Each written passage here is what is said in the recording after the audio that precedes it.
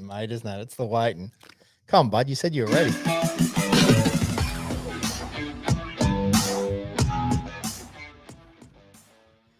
Righto, ladies and gentlemen, it is that time of the week again. We are live. It's 6:30 on a Friday night, and I am stoked to say that we are at Geddes HQ. Yeah, how good is this? This is definitely the spot to be on a Friday night. We've got the smoker going. We've got the fire going. We've got everything going on. I tell you what, Bill, it is good to finally catch up and do a podcast with you, mate. Yeah, good to see you, boys. Yeah, we're stoked to have you here and cook up a bit of a feed for you. And yeah, brilliant. Have a good night. Do like a feed, this young fella over, well, old fella over here. Yeah, Bill, I just got to throw it out there. Your meat is award winning, isn't it? Yes, yeah. No, Yes. we last year through Jack's Creek, we've been supplying our Wagyu to a company called Jack's Creek. Yes. Been selling to them for like 20 odd years. Yep. And in 2000, just pre-COVID, we actually won the world's best sirloin in a competition they run in Ireland. About 25 countries go to it, and yes, there's a panel of 50 judges that judge there, and we won the world's best sirloin that year, and then they come back up after COVID and fronted up with some of our grain-fed sirloin. Yes, come from Casuarina Island, and won the world's best steak, won the world's best grain-fed ribeye, and then won the world's best steak.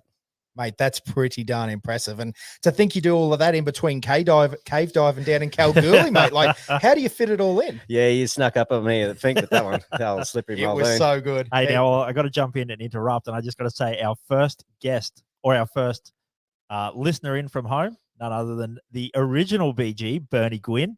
And he says, fully sideways, Billy Geddes. Here we go. Hey, Bernie, how are you, brother? Yeah, no, that's awesome. Actually, talking about that, did you see that truck just sold again the other day? And it's now still down in the hands around Gundawindi, but Jamie's moved on. Oh, yeah. The C20, the old Chev truck. I tell you what, it is a classic. And again, Bernie, like the two arms pumped out the window at the finish line finish line jump. I tell you what, that was an era in time at FINKE, wasn't it? Oh, that's such a cool old truck. It was like sort of rolling around in a 57 Chevy. Yeah. It was just cool. Like it loved to jump. It didn't do the bumps. Yeah, it did the bumps well for its age. Like did really well, but like you could beat it up, and it couldn't have gone to a better guy with 90. Those boys looked after that truck. Yeah, they did a beautiful job. Yep. Really, basically, nearly restored it. Yep. In my opinion, yeah. Yep. And it does it to this day. It still looks amazing, that truck. So it is very cool. It'd be nice to have in the shed, as a little sideline one day. But anyway, hint. Well, I wasn't going down that. But let's not jump ahead too far, Bill.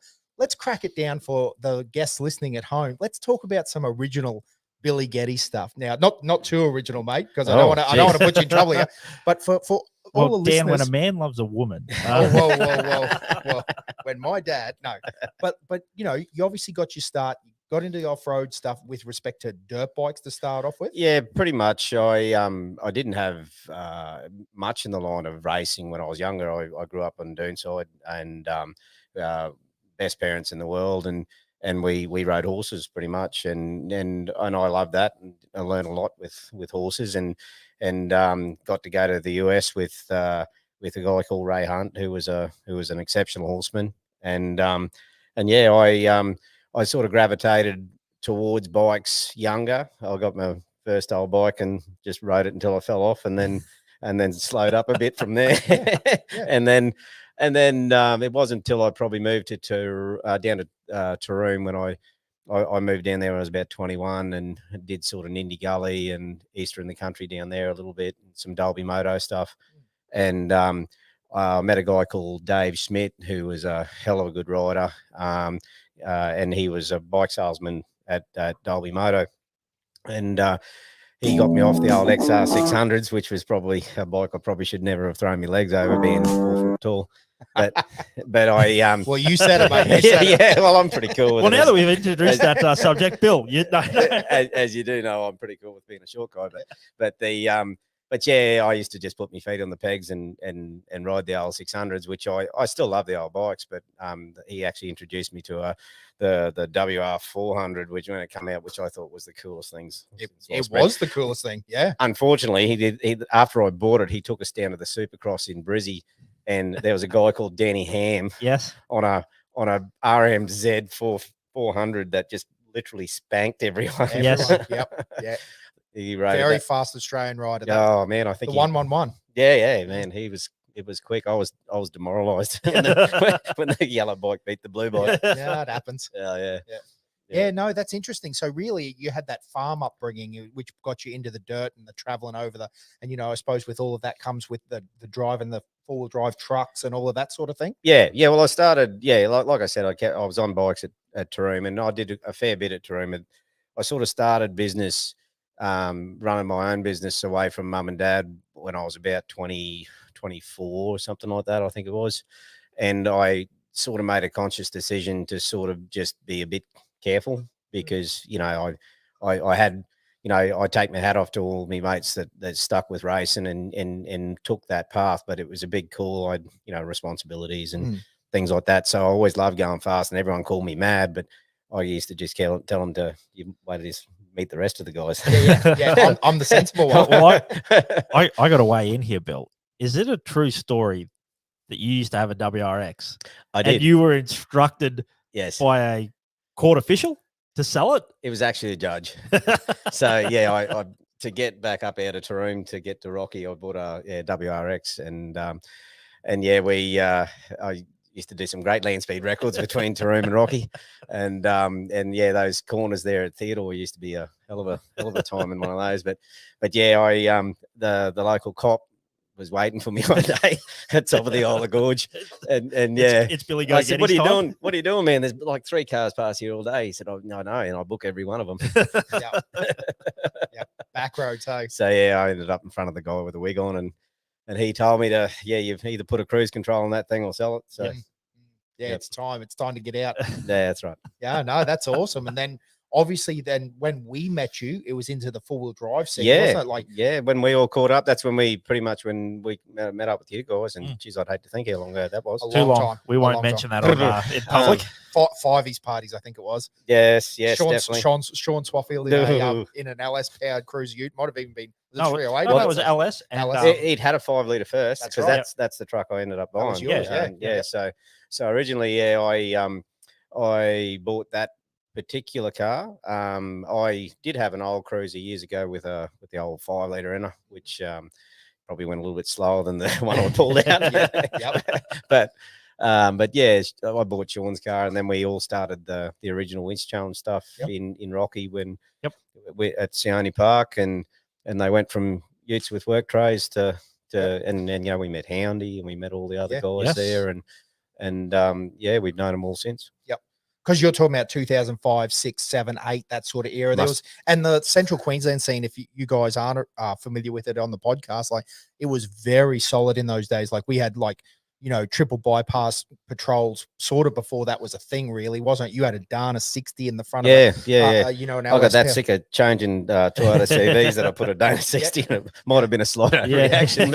So I know that's whiskers. Whiskers. So one of the things I sort of comment about the four-wheel drive scene in Central Queensland is it's big horsepower. Like you go everywhere else and it's big lifts, it's tires, it's tow the jet ski, it's this sort of thing. Look at the Rocky boys now, these 4-wheel drive tracks, these local boys are doing Cornick and Buddy and Hoggy and boys. Holy cow, these things are going, man. There's some serious horsepower. Yeah. They're now running over 1,000 horsepower. Well, I was going to say we probably need to get onto Jeffro and just let him know that he's sort of an adopted Central Queensland with that LSA power. Like the fact that he drove that thing from Western Australia to Benarabi, blew it up in the very first run, like did I'm going to say an output shaft, I think, but and then left the car here, freighted the gearbox back home, is then going to rebuild the gearbox bigger, better, and stronger, and then he's going to send it back.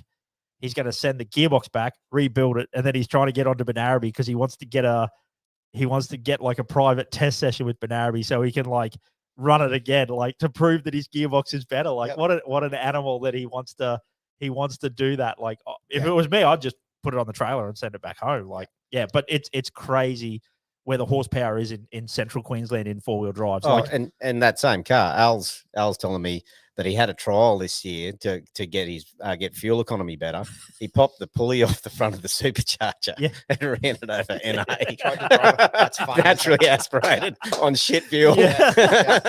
Hey, hey, where there's a will, yeah. where there's a will, there's a way. Yeah. Absolute Yeah. weapon. Yeah. Oh, that's gold. But like a lot of it, because Bill, what I was hoping to get into was like a lot of that came from that Landcruiser Mountain Park era, wasn't it? Like that was a real mainstay in central Queensland and Queensland as a whole racing. Like you think about some of the talent that's come out of that, like the likes of yourself and Sean and Corey Howe. We're talking Clayton Chapman. Like you look at the names now, like Aaron Phillips is another guy that did really well in the side-by-sides. It come from Landcruiser Mountain Park racing. Like when you think about it, it was the fact that we had somewhere like that to race at that really sort of drove that competition, wasn't it? Like, I mean, Yeah, well, that was sort of like our progression, wasn't it? Like well, I didn't do that well at Winch Challenge because I used to break a lot of stuff and get in trouble for not winching. yeah, it was a lot of fun. Yeah, it was a lot of fun. I had a fan crowd that used to follow me around. But that's about normally didn't finish. But yeah, then we went to Elwyn down there at Cruiser Park and you know, like the cars just got sort of more powerful and they oriented it back towards the handling side of things. Still obviously cab cars and stuff like that, but yeah, and then there was obviously that thought process. I mean, talking between us, like, you know, that central Queensland era, then it was like, okay, well, we're all interested in getting into Class 8 racing. But I think being brutally honest, particularly in our conversations, hey, Josh, we sort of looked at the ins and outs and went, I think Class 8 racing is as expensive as racing a gym car. And I will still stick with that statement. I don't know what you think. You're a bit bigger league than us, but like, you know, like you look at like a chassis car, like a Cruiser or a Patrol or whatever, like, you know, you're almost like looking after them even halfway through the race. Weldon cracks up. Like you buy a Geiser or a Jimco or you know, Mason or whatever the brand is these days, that level of protection's already built into them, isn't it? And I think that makes a big difference. Well, that was a big thing. Like when we first bought the LC20 of Bernie, we had that down at Cruiser Park. And did the hill drags and did a bit of the mucking around down there, and big old girl, and had a bunch of fun. And we had the Patrol there. The drama was the Patrol was some ridiculous horsepower, but you get the safety of the suspension in the truck. And what I was concerned about was getting out of the truck and getting back on the Patrol and doing some ridiculous amount of power and seeing a bump on the road and thinking that the Patrol will handle it and we'd end up in a yard sale. Yeah, absolutely. So sorry, just to recap, you talk about your Patrol. People listening along at home, they may not know, but just run us through the specs of that Patrol, because it was a stroked 4.8 turbocharged weapon. So when Billy talks about his Patrol, he's not talking about it was an old winch truck too. It was a winch truck. Was it Andrew Cassar? Andrew Cassar had on track. And it did a lot of the original videos and that car I bought as a winch car, and then we orientated exactly for Cruiser Park, and we ended up taking the original engine out of it, and Sean built a 5.1 stroker TB48. And didn't run massive horsepower, but the torque curve was just insane. And we had a bunch of fun of it, but that actual car taught me what I didn't want in a race car. Like it was overpowered. It was breaking down a lot of the time. Not that the engine gave us much trouble. It's just really the rest of it just fell to bits. And if my theory back then was, if I'm in a tin cab car, if you crash it, it's still a tin cab car, and you are, you know, you can't just pull the panels off it and bolt new ones on it and away you go. And for those who are listening at home and don't do off road, you know, if you've got a chassis car with a cab on it, it's just basically a car that's designed to crumple when you crash it. And you can put a cage and it can help a bit, but all the panels fold around your cage, and then it's a panel beater's job to fix it. I was going to say they truly end up with creases in places that they shouldn't have creases, like inner guard wells and firewalls, and you're like, oh, I didn't realize that hit was that big. Oh, well, that green car, like we'd go up one of the fence lines there at say Mud Bulls or something at one of the gymkhanas, and you can hear the cab just groaning as it's pulling away. It was cool, but probably a good way. It was cool, man. It was very cool. Yeah. And so then your next progression then, like, to start to get into the racing side of it, like, because obviously, you know, you're doing, did you go to Gundawindi, or FINKE was your first big race? We did. So what was that in the old truck? No, just like as in yourself. Like Oh, you're my obviously- first off-road. No, my first off-road's a Bernie Gwynn story. Yep. Yeah, we because I pretty This much sounds about right. yeah, I pretty much got away from the tin cab and I bought the C20 sight unseen off Bernie. And he said, "She's right, Russ, come on out." And we pretty much bought it and did the 12-hour. Jamie Ward and myself went out and we'd never raced an off-road thing in our life, and we got a license and we went around with some B plates on it, and I think we nearly ended up in 6th or something like that. No, absolutely. Yeah. And yeah, we had just the best time. And I got to say, the people I met originally racing out at Dallas are some of the best people. You know, like they're the original, the real heart of the off-road racing scene. Absolutely. So the first race was the 12 12-hour? Yeah, Cool. yeah. We That's a race that more people should know about, isn't it? Like I know lots of people know about it, but like man, it's just such a great race, and the way it works with a team and just everything. you get a card that goes on your side of your car, and you both cars have to do loops, so you're in a team. But no one car can then do any more than 70% of the race. Yep. So a car can have an issue, come in, be working in the pits, or you can send your predominant car out for a while, but then eventually that other car has to go out and do some laps. And now am I on the right track? It's been a little while since I've been up to date with the rules, but you also can't run 2 trophy trucks. It's got to be a class 2 car and a class 1 car, which I'm talking either trophy truck, pro buggy, pro light, and then the other group. So you got to run with, like, say, a class 8 car. You ran with a 2 car, is that right? Yeah, ran with a old 2 car. And yeah, I think it's I think it has changed now that you like back then. I think you could run 2 pro cars, but now I think it's fair. It's more fun. Yeah. It really is a fun weekend because you can race probably more kilometers than most races, and yet you're sitting around talking to the boys in the pits. Yeah, absolutely. And I think that's probably a big thing that a lot of these races are coming back to, Bill, is that you look at the ones that are really getting the attention on the calendar now. Like I know there's lots of great races. I want to prefix that and say pretty much every off-road race you're going to, you're going to have a good time, aren't you? But there's a lot of ones on the calendar now that are hitting a lot of the buttons with like the entertainment side of it, which is what FINKE has always brought to the table, has been the whole event. And Don Rivers doing a lot now. Like, I mean, it's crazy. Well, they're like I think a lot of the focus I think you'll find in the next bit is actually making it easier on the racer, on the guys who are actually spending the money on the cars. Like when I first got the Geiser and we did a few races, the racing sort of started becoming what the officials wanted, and it really didn't end up being that good for the races. Like because they're but the racers are the ones spending all the money. They're the ones putting on the entertainment. And there was a few poor choices like back in 13 and I think probably 13, 14 that sort of drifted away from what an off-road race really was. But that's why I love Don River, because it's run by racers. The people who run that, they understand what it's like to travel, and that you can actually get up there and talk to some of you, because we're all mates. We like to sit around and talk some crap. Well, that was a big thing. I know I was talking to Peter Costello at FINKE, and he's like, "You guys have talked about Don River. Like, is it really that good?" And I said, "Man, it's unreal, because possibly better." Well, yeah. But also, like, saying the fact that you drive your car, like you take your truck, you trailer, everything up, you pull up in the showgrounds, and you don't have to move from there for the rest of the weekend. Like the start line's there. Like I said, you can tell that it is a race that is run by racers, and it's great to see. I do see that. I'm pretty confident Pete Costello got his noms in, so that's the ex-Kittle Pro Buggy car.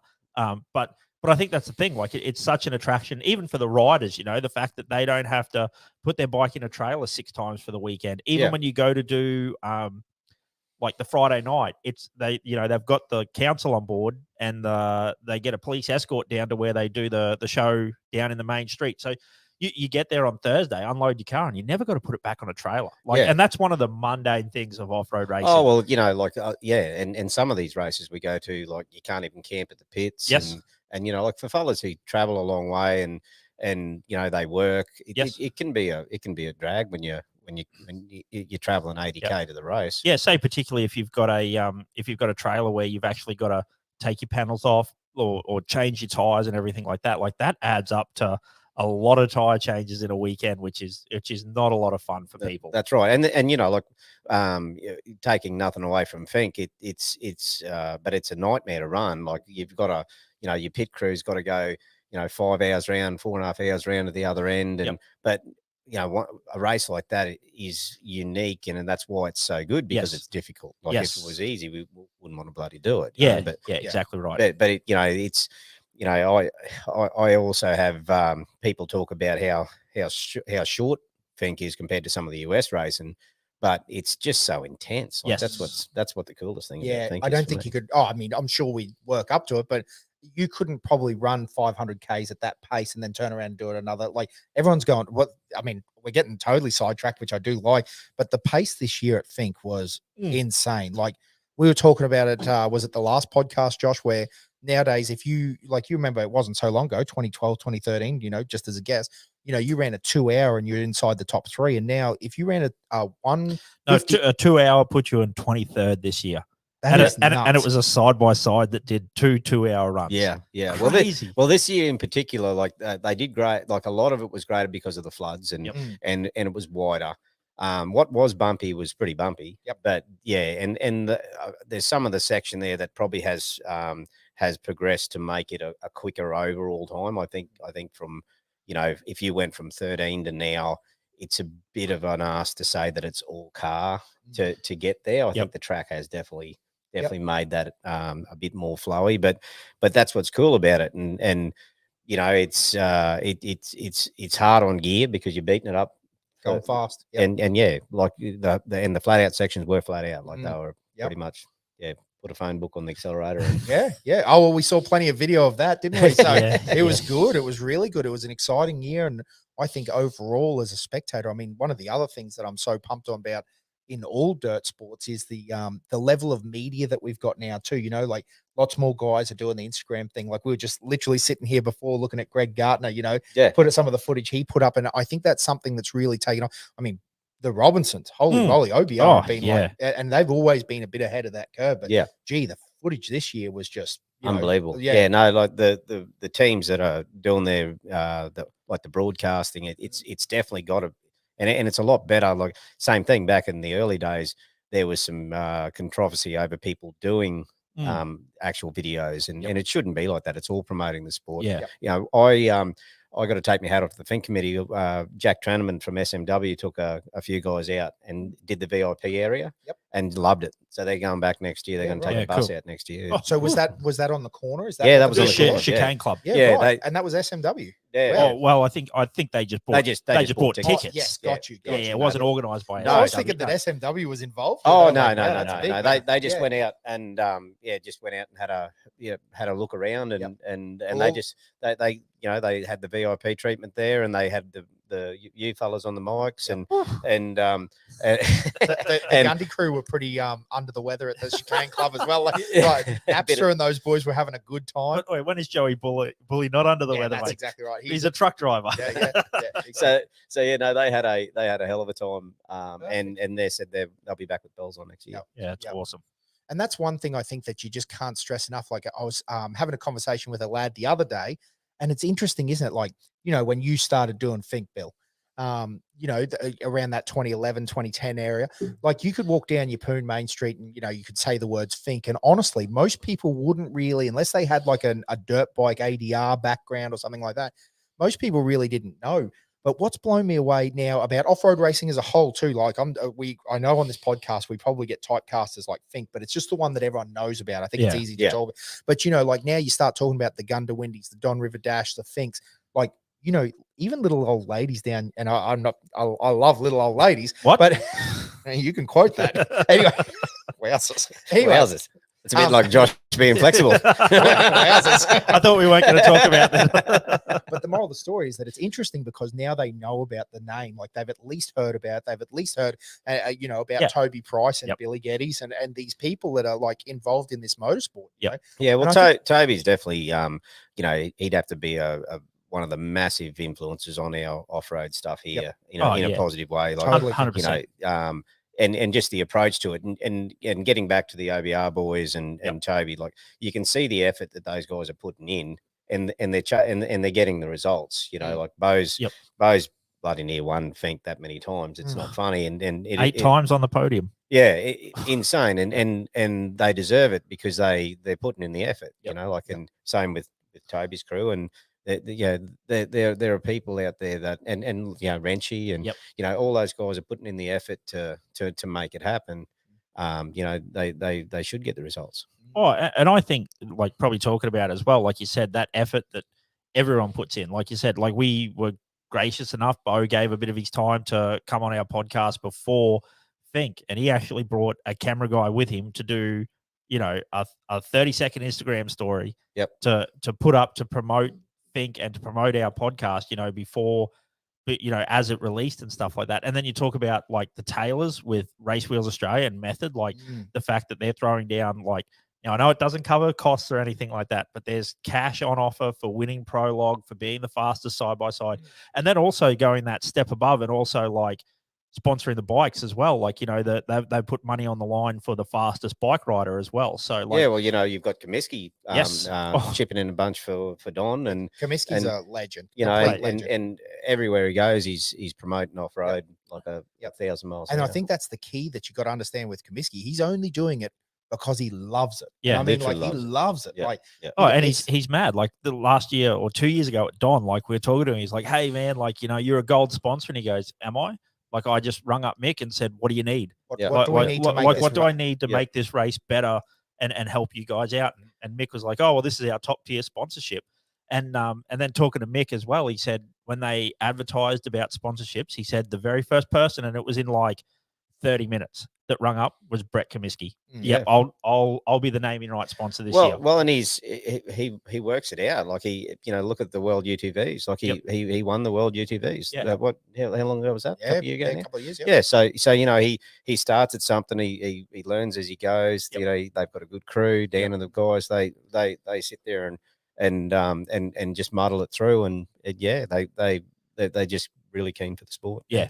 Which is great. Yeah. And I was going to say, he's one guy that you've seen progress well over the years. Like, you know, he got into the gym. Well, I mean, the side-by-sides, he was always, you know, and he worked through them, as you said, got into the gym code, got progressively faster, got into the truck. And now, like, he's running really good pace, isn't he? Like, it's clean, it's neat, it's consistent. He's a finisher. Well, where is he at the moment? Second on the Australian Championship. He's got to start thinking about that championship. I don't think that was completely on his horizon at the start of the season, but it should be now. I think there's a few people that were in that boat that they weren't quite thinking about the whole plan, and then all of a sudden it didn't go down quite like that. So because I think Ryan Taylor was another one. I don't think he wanted to do a first couple of races and do FINKE, and then he's like, oh, we'll have a look afterwards. Well, pretty sure they went to St. George just on the whim that they had made a few changes to the Tatum. They wanted to see how it all went, and they went to St. George, and they left second in the championship and went, oh, well, I guess we better keep going. And then they went to Rainbow, and then all of a sudden they're leading the championship. So, yeah, and a breakout year too, in the sense that he got that win too, which is super cool for that family. And while they keep going, like depends on who drops off now towards the end, but there's still quite a few good cars in there. It's not like it's a COVID run where there's where there's nobody else racing. But and half the field ain't there. So So yeah. And I think the other thing that's cool is at the moment, we talked about this on the other podcast as well. Like Bill, I think what's cool now is obviously stuff it. I'll say it. Like there was a bit of rivalry early on with this ARB, AORA versus AORC cams, you know, like all of that stuff. Everything that was going on there. That seems to have really chilled out now. And now we're just all going back to racing, picking our races. Like you look, there's good fields of good competitors at almost every race, you know, national race. And it's brilliant. Like, well, what I like is when people, when they start looking at the classes as well, you know, like if you guys have been to the States a bunch of times now too, and you can see how no one seems to get too bent out of shape about, you know, the overalls and that, but they're really harsh on, they're really keen on their look at 6100 class, class 7200, and exactly. So you know, and I think that a bit of that's coming into Australia now, and you sort of, you're right. Well, I know when I go to races, I don't have the physical time to be doing series. I'd probably like to next year, but we'll just see how all the rest of the world goes. But we we go to a race and thoroughly enjoy it. Like we take a small pretty cool crew, and Yeah, absolutely. 60 kilos of beef and, and a smoker and away That we go. award-winning meat that Billy Geddes is packing. Wowzers. Jesus, man. Wowzers. The way he says it too, he really got into that. That's man. No, that's awesome. But yeah, no, exactly, because that's probably, again, we're going a long way. But what I think is what you talked about is that so many of these races now are good for families. They're good to bring your crew. They're good to, like you said, you can bring the smoker, you can have a great time and still go racing. Yeah. And really, at the end of the day, we're not racing for sheep stations. We're here for a good time. We've always talked about this, haven't we? Like, 100%. Yeah, at the well, end of the day- I know I've done races where we hardly got to see the other guys we're racing with. Yep. Like literally, you get to the track early, you're racing around, you say hi, you give each other a hug, and then you go out and bash through the trees, and then pretty much everyone's in their car and they're boosting off. Yep. You know, and you know that's a long way to drive and not catch up and say hi. You know, Yep, 100%. Well, that is the way we describe Bill when we were talking about this podcast. I'd probably described you as the man that has the most fun off-road racing. Yeah, it's So pretty that's accurate. probably how I'd describe you, Bill. yeah. No, we do. We like to have a red hot go, and I've always liked doing bigger races. Like if there's a bigger race, I'll go and do that one, and that's sort of what led us to do the stuff in the US too, which I was bloody lucky to do, and hopefully get back over there sometime soon. Yep. Yeah, I was going to say, how is that all that going? Like with respect to, you know, like that's something you'd still like to go back and do, and Definitely, yeah. I you know, thanks to Rick Geiser has been so good to me with the Geiser stuff, and that's why I've always been happy to support his stuff. It's furthermore, it's the best stuff out there as far as I'm concerned, in truck wise. You know, we've been I've got to run a few different cars now, and I've liked every one of them that I've driven, but you know the improvements that I've seen even from my truck, and then actually probably there's a two-prong there. How competitive the old car still is, and the old white car that we run in the States, with Robert, you know, they're still competitive cars. Look at Rob Mack; he's running he's running an old chassis, man, and if you treat them right and get them prepped right and get some good shocks on them, they'll go. Yeah. No, I totally agree. That's another thing that we talk about quite a bit, and we did talk about with Robinson as well, didn't we? Is the fact that it's so interesting, because at the end of the day, I got to be honest, mate. Like, you know, there's been eras where manufacturers have been on top, and I get it. Like, I mean, Masons are beautiful guys.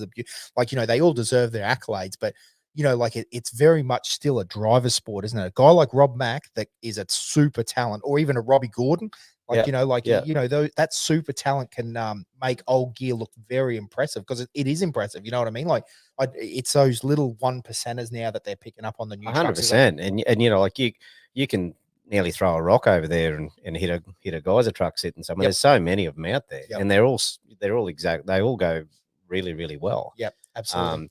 You know, so the Masons are having a good push at the moment, but they've also, you know, got some really strong names in there, and the development with the all-wheel drive, you know, that's a big budget that you're running with an all-wheel drive car. But if you want to win the 1,000, that's probably the car you need to go. Well, you need to be looking at all-wheel drive. You know, and once you get those front running guys and the budget that those guys run, you know, it's blatantly obvious when you see sort of 3 or 4 pre-runners there, the price of most people's race cars. You know. Yeah, well, you remember the year we went to Mint in 2014, I think it was, and the one thing that I can still to this day remember was the McMillans. I think it was Luke and Dan rolling in, and they had like a, you know, low back or whatever they asked, you know, gooseneck trailer, and it wasn't even the race cars, it was 4 full, because they were Geiser in those days, full Geiser pre-runners behind it, or whatever pre-runner. I think they run a couple of different pre-runners there, but you know, like you said, they're the toys. They're not even the race cars. That's, like, you know, that's right. And that's a race you can't even pre-run. Yeah. And they had them there. And look, hats off, because without those guys, we don't get to develop in the cars. Yes, totally agree. Like you need those guys to do that.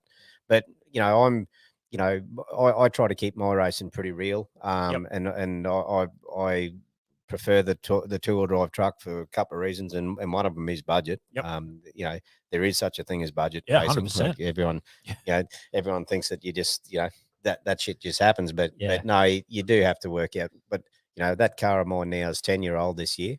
We've run the same gearbox for that same time. It's done now. We've got another one in it now. And the motor, we've had ups and downs with the motor over the years, but now that Kenny Mack's got it, she's been going great. And Dugan's had it awesome when we picked it up. We just made a meal of it halfway through there. It happens though, because that's another interesting bit. Like as a bit of a tangent, is like sometimes you got to try different stuff, don't you? Like I mean, you know, that's off-road racing, that's competitiveness. Like, yeah, it'd be interesting because Well, sorry to cut you off, DC. I just want to like talk about that where you got to try different stuff.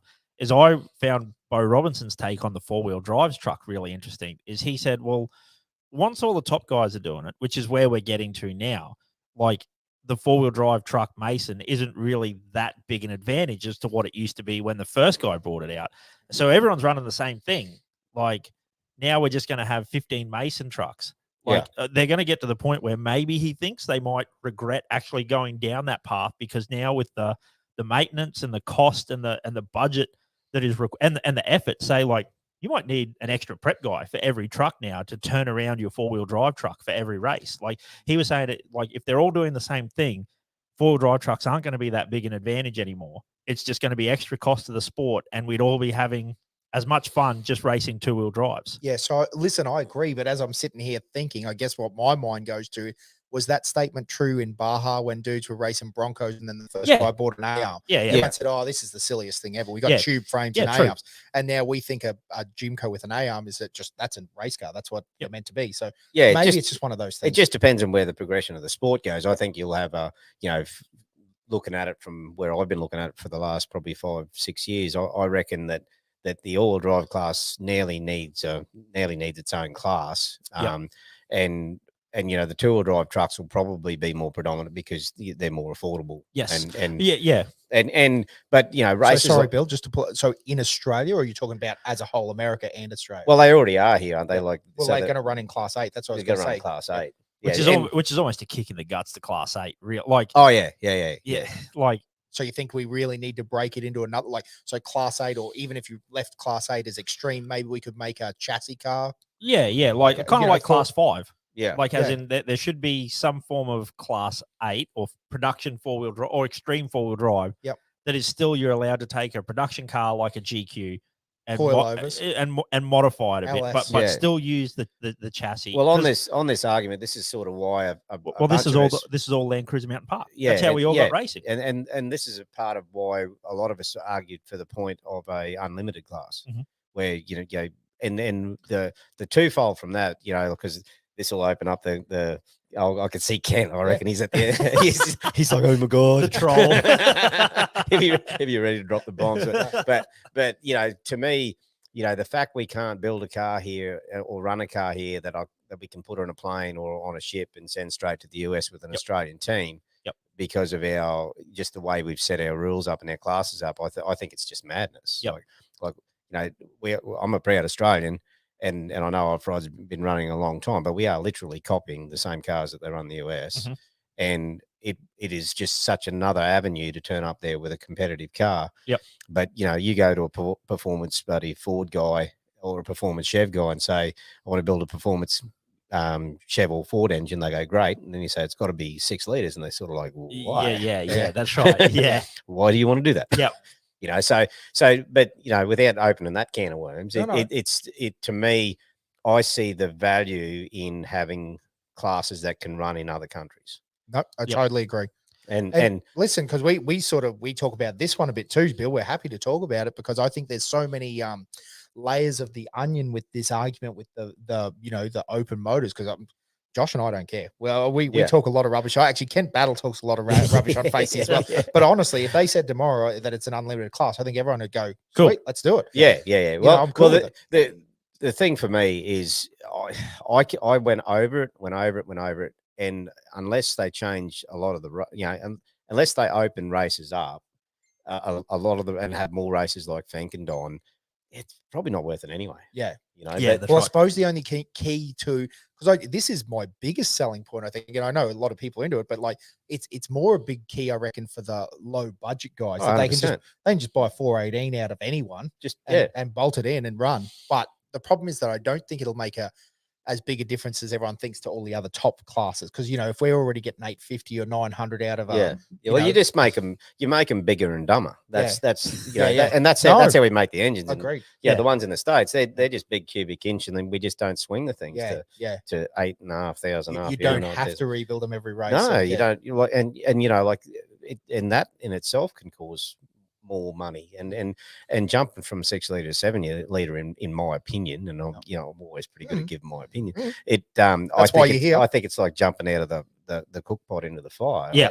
It's the same. Yeah, same I theory. got to say, I 100% agree. I think if we're going to change from 6 litre, we may as well just go unlimited. Yeah. I want to start calling it unlimited. Let's go. Yeah, let's do it. Yeah, and like you said, maybe an unlimited class that is, if you want to run a twin turbo 570 cube big block, you know, like run it. You know, if you want to run a naturally aspirated 418, and it's got nothing to do with speed or winning. It's got nothing to do with that at all. It's the fact that you can just literally buy the things ready to go, turn the key, and you might stumble across something cheap on marketplace. And you know, the people who get all bound up about cubic inch probably just haven't driven enough of it yet to understand that you don't actually bolt a set of to go from that 6 litre in that little truck of mine, and Bo's probably even more. They're a damn handful. Like they're a 6100 truck with a really cranky 6 litre. And the Americans think we're nuts for driving them. Yep. Yeah. You know, but and they talk about safety. Well, for me, if you could get a bit bigger chassis and a stouter engine, well, it makes it safer. Because you're in a bigger tubes. You've got a car that's a bit more solid. It's like I keep saying it's like going to one of the islands in a 4 meter tinny compared to going over there in a Kevlar cat with a 60 bolted on the back of it. Well, you know, we would probably not have a 60. We'd probably have like a 150 or something like that. Yeah. No, exactly right. So that's an interesting, because I totally agree, mate. Like all the things you're saying. And again, the other one that is the big key is being able to buy cars directly out of America. Like, you know, like Mikey Zaka just bought the Wilson Jimco and brought it over, but I mean, it'll require a motor under the current laws. So that's until next year. And that's what I was going to say. But obviously that's a change, but Joey Bulmer's in the same boat. He's bought a racer, secondhand racer out of America. It's got a 427. He's just going to park it up until next year. Yeah. Well, I looked at it and you know, I've listened to people's arguments about, you know, track degradation and all that's got to be a fact. Like whoever donates land, they get to say what goes on in their place. But really, if they could see enough racing, they'd understand that it really doesn't make that much difference. But then I did the full circle, listen to everyone, and I don't think a lot of Australian racing is really wants it anyway. Like we don't have we probably don't have the tracks. Okay. We don't have a Vegas Torino, we don't have a Mint, but all of us talked about doing a race, like getting another big race. Like I reckon leave FINKE completely alone. FINKE's a great race. Just the way it is. Just a nutcase. If it ain't broke, don't fix it. It's just a hairball of a race. Like it's great. But if we could have one big long, for us to bring bigger cars over, probably honestly, we'd need another big long distance race. Yep. And what's that, like a safari style race from, like, say, Kalgoorlie to like Perth or something? Port Augusta to Alice or something. There you go. That'd be pretty wild. The cannonball. Off road. And make it that big that you'd probably need a couple of teams to team up and stuff like that for the top end stuff. Yeah, that'd be cool. That'd be fat. Yeah, it really would be. Because I think like with the Vegas Torino stuff, like I think going back to this, it's an adventure race. Like no one's getting rich out off-road racing. We're all wasting a lot of money. We may as well have some fun doing it. Like the Vegas Torino thing, I know you've raced it, is such a hoot because of the chase factor of it, isn't it? Well, it's a winnable race too. Like you can in Vegas, like FINKE, you get one flat tire, you ain't nowhere. Yep. But Vegas Torino, I've seen Menzies get 4 flat tires and win. Yep. It's doable with the pits and the other issues that come into a 600-mile race. Yep. It's got the potential to open up opportunities and I know Robert and I we get frustrated when we know that we could have done well. So we've and that's been probably the most fun thing I've done with Robert is the progression that the whole team's got. To where we had to pull up, which is yeah, for my end, bloody bummer. But Yeah. but yeah, Robert's over there just carving up. He's And I'll going tell you great. what, he's going great at the moment, Ooh. mate. Driving very well. Dude, Yeah, fast. yeah, very fast. Yeah. Yeah. No, it's cool. It's cool to see actually, because yeah, I mean, it's great because we've obviously got these headliners of the sport. You know what I mean? Like as we said about the McMillans and the Letners and these sort of guys that are, and they're always amazing to watch. But man, there is a force in America and in Australia, obviously. But like, you know what I mean? Like that, all these guys, they're having great runs. They're right on the go, right behind. I was going to say on the bopper there, but you know that's a bit of, Oh, that's a bit of a. fuck. Here we go. Have another drink. But yeah, no, I love that race, and I think that it's one that more people should be going to. Like Yeah, they well, meet it's like a bigger version of FINKE because it's a pain in the ass to run. Like your pit crew are spread out from one end to the other, Yep. and but luckily we had the Texas boys with us, and of course Geiser, pits, and Yep. if you've got base pits and then your crew running with them, and everyone helps each other, like and when we were running, Corey was running, and lots of the RPM guys, they were more than accommodating to us Aussies, and yeah, it was pretty epic. I loved it. It was just the best. Yeah, that's unreal. I think the American thing is something that more people in Australia should get out and do, because it's very it's actually achievable. You probably don't think it's achievable, but once you start sending some messages out, like the Americans love Australians, don't they? Like, and they like. Well, they think we're all crazy. They do. They definitely do. Yeah. So I don't know why. Yeah. Yeah. Anyway, you are definitely crazy. But like, I think that there's a lot of opportunities where you can actually go and get on part of these teams and chase and like, definitely, yeah. We've steered a few people over that way, and like I think one of Brad Gallard's relations is over there running pretty hard in a G6, I think. oh, okay. Yep. Yeah, and Brad's going over a little bit later in the year, I think for Vegas to Reno. Yeah, right. Very cool. So Nice. so then you got Toby and Wheelie On out their there. Team Australia They thing. got Team Australia thing. That's going to be awesome to watch. Yep. I'm pretty excited for the guys, and yeah, it should be good to see them, especially both those boys getting out there with the new guys. Or I think it'll be quick. Yeah, I think that's a good one because the both of those guys are very focused and know what it takes. Like they're not there to just cruise around at the back, are they? Both guys want to win. They know what it takes to win. They can prep themselves. They can work themselves. Like there's a lot in that, isn't there? Well, like, Wheelie's been racing a long time, and that racing mentality, it takes nothing. It takes time to get that mentality. Yep. And everyone sees Wheelie in Australia as a guy who's just got into off road, but he's been racing a long time, and his dad's been around racing a long time. And well, even the dirt bike skills, like the Yeah. way they correspond to driving a truck, like it's something that you see time and time again in the off-road scene. Is the guys that can ride dirt bikes translate very well to a race car, don't they? Yeah, and it's about what you don't do in the car. Like, I keep telling people what my job is in the States with Robert is my job is to run fast but don't crash the car. Yep. Because I'm there to make it easier for Robert. Yep. And thankfully I didn't put the thing honestly. Probably had a chance to do it a couple of times, but a hell of a good time. I remember when this is a funny story. When I first met Robert, because Rick introduced us. Was he thinking, what the flip have I done? He couldn't understand a word I said. Literally not a thing. He's an old so Robert owns a truck that we race in the States, and he's the pit crew are from Texas, and they're just great people. And yeah, Robert's got the old truck, and it was the old Disco. No, the Canada truck. It was an old RPM truck of Vitasola. Yeah, gotcha. Yeah, Oh, wow. So that was Vitasola's original truck. Geyser truck. Geyser truck. Yeah. Yeah.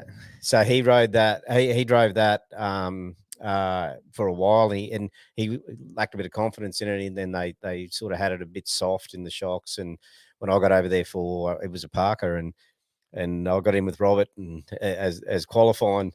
And away we went, and I'm thinking I'm giving him calls, and Robert's pretty deaf, and he we went around, and we pretty much he hit this big G out, nearly end for ended it, and I yelled out yeah as we went through and got around, and I'm still calling all the shots, and we got to the end, he got out and he pulled his helmet off, he said, "God damn boy." I never understood a goddamn word you said. He said, but when we nearly crashed, did you say yeehaw? I said, yes, sir. Yes, sir. I love Yes. it. Oh, so good. Hey, yeah, no, they love that stuff, don't they? They just, Yeah. yeah. But I think probably one of the things, getting back to that Team Australia, one of the things you talk about is, like you said, it's such a great combination. Like Toby knows, I mean, he 100% knows how to go fast. Wheelie is a great driver. Like you said, like he doesn't need to learn how to drive. He just needs to get his head around off-roading a little bit. Like, no, you know, like he'll have his head around it quickly. But I think one of the great things is Wheelie's had all that experience in organizing V8 supercar teams, like the logistics, dealing with people, like everything they got to do to race over there, like the flights, the getting the car around while they're over here. I think that's going to be a huge advantage to them as well, like compared to someone else that would do it from Australia. Well, see, that gets back to my Aussie team and getting back to say, you know, why we can't run the same cars as over there is if you see what Robinsons are doing out there and been doing it for years, they're organised. Yep. They've got everything, and what they make a mistake on, they change next year, and it's better. Yep. You know, and the same with Toby. Like, you know, Toby runs a lot smaller budget than people think he does. Yep. But you know, the people he's got in that camp, they've been around racing, they know what they're doing, and even old Jono, like he's been dragging bloody Toby's ass all around Australia and overseas for years. You know, they're just well organised. Yeah. And they take the right amount of people, and they're handy people, and they know what they're doing, and everyone does a little job, and it works out, you know. Yeah, no, they're very good at that. No, I do think that's a key, is they've got the right people around them. And yeah, I think it's going to be one to really watch, Bill. I'm excited to see it happen, to be honest, because they've got crowd stress, because it's from the top, isn't it? The right piece of racing equipment, the right people in place to make it happen, the right drivers, the right team, and that's amazing. Well, that Dugan's big block changes those cars. Yeah, like we've you know, I've been in. We ran the old white truck there with the 454 in it for a while, and then they put the big 472 cube 8-stack in it, and it livened it up to no end. And then when we were running the Jimco, the Tisco, it had like a 455 Ford motor in it originally, and then they put a Ray big block in it. Oh my God. Yeah, because am I on the right track? The first motor in that Tisco was actually a small block, big cube small block. Yeah. And then they went to the big block. Yeah, it was it was still a Dugan's, but it was a Ford based motor. Yep. And Mick Marson just tuned in thinking something good happened. Did someone say Ford? And but it was around that 455 cube. I don't know why it was like that, but it was. And and then Robert decided to go with the big block, and man, it just livens them up. And see, that was always the issue with the oil drives when they first started the oil drives, is they go, but they'd feel like they were slow, because they wouldn't move. But once they got, they just didn't seem as powerful. And then they bought this big block into the situation, and then it'll make any oil drive go. So is that because originally when with the smaller, even the 472 cube, like I think it's 472, something like that. I'm probably talking to my ass, but it's around that. It is around that cubic inch, and they were based off a small block, and they're a powerful engine. But when they bolted 4 wheels to them and put another axle, more axles, more diff, they were a bit of a slug. A lot more traction, but with traction. But the thing that's and when you're explaining to people about twin turbo trucks, and especially when you're talking V6 ones, they have power, but they don't move like a big block will. They just, it's like a motocrosser. Yes. When you want that, like that big block over there, you put it down, it goes. Man. It's like now, not soon. Not right now. Yeah, that's cool. Like the KTM 150, mate. Ring, ring. Loves it. But it all makes sense, because essentially what you're saying is, originally when they had 1,100 horsepower of these 470 cube motors, there was no reason to go any bigger, was there? No. Like the 2-wheel drive could not physically use that power traction wise. But it was actually insane how much quicker the 2-wheel drives have got. And like, I know Harley's got a different style of engine, but you can see that whipped it up Yeah. more too. You know, Yeah. like Well, like, the big thing that he was talking about, I watched his video the other day, was the gearbox that Yeah, he going to reckons that Mason-matic. he Yeah. thinks that, like, and again, that's probably what you're talking about. Like, it's got a short range, so it's Yeah. just keeping it in that range, isn't it? So yeah, and see the big block, you don't have to worry about that. It's all there. It's just it's drive like a boat. always in its range. It doesn't matter. The range is from here to here. Yeah, Yeah, exactly. Yeah, like we were doing I think 146 mile an hour across the salt flats there in the dark. Yep. Yeah. In at the mint, and you push your foot down and it'll just blow the tires off. Isn't- 40-inch tires. Isn't Yeah. that crazy in that, even that statement? Like, you know, like it wasn't so long ago that, you know, BJ Baldwin, if you're doing 116 through the whoops, Yeah. that was a big, like, you were crazy. You're putting that on YouTube, and that was amazing. You know, Yeah, but like now- this was on the salt flats. Like, yeah, it was, no, but I pretty much, understand. yeah. But I guess I'm saying nowadays, like the fact, because they couldn't even push those trucks. Yeah, any that faster. one, that 130, that 130 mark took a bit of pushing Yeah. through, Yeah. and you know, it's more about drive than power, Yes. and a lot of the later cars are picking up more drive and two-wheel drive, and, Yeah. and that's probably the biggest statement I could say for, you know, even the Tiscos and, you know, all the new cars. They're all driving from, you know, they're getting better drive. Yep. And that's probably one thing that the older trucks are probably lacking compared to the brand newies is that they've just changed a few things, a few angles in the arms, and they just get more bite. Yep. And you can hear them. Like I always tell people, you can hear cars when they're going through the bumps, when they're driving, and it's no different than when you hear the bikes going through. Like, Yep. if you're hearing a lot of daylight revving, and you know, Yep. like they're not driving. Yep. Every time the wheel's off the ground, it's not Yep. going. You know.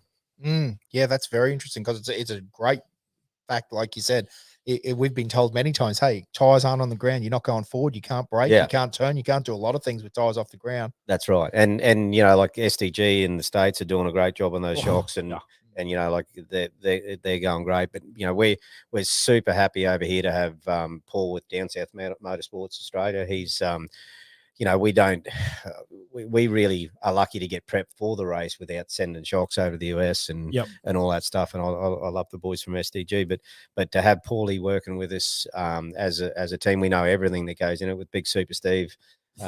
Big Super Steve. Heck yeah, complete legend. Yeah, prepping the car. Like, Yep. like we now know exactly that, whether it's good or bad, we know exactly what's in the car, and Yeah. and we can go home and it's just a simple change. Yeah, well, you know, if a change makes a difference. Yeah. For years we ran with guys touching our shocks, and they'd say, we fixed them, and you're sort of like, really? Yeah. And then you get out there and you're not really sure.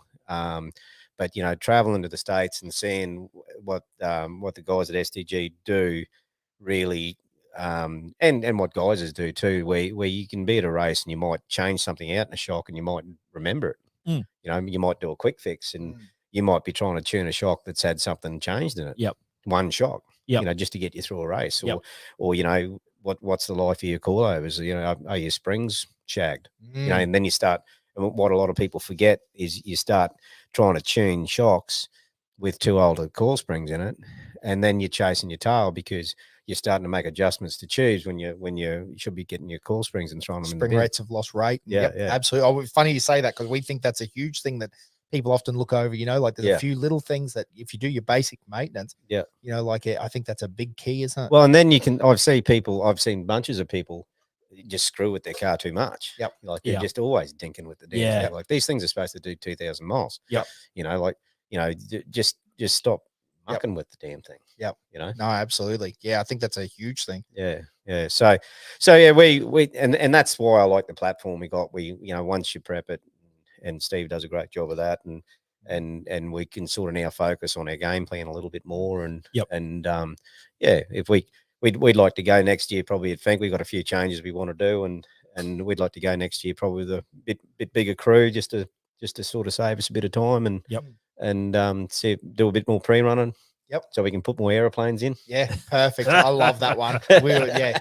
Cornick told us that story, that's the funniest story that I've heard in a long time. Well, it was actually Heath that was telling us, wasn't it? because Heath and Yeah. Cornick must have the navigators pre-running. Yeah, sent two not a driver to be seen. They were probably at the pool somewhere Yes. sipping lattes. sent two navigators out pre-running in the buggy. Yeah, there's And something wrong. especially when Cornick started driving, and of course it started hurting a bit more. Yeah, because it was funny when he told us the story, because Heath's like, yeah, so I marked this and marked this and marked this, and he goes, hey Cornick, what did you mark for that? Aeroplane. From there to there.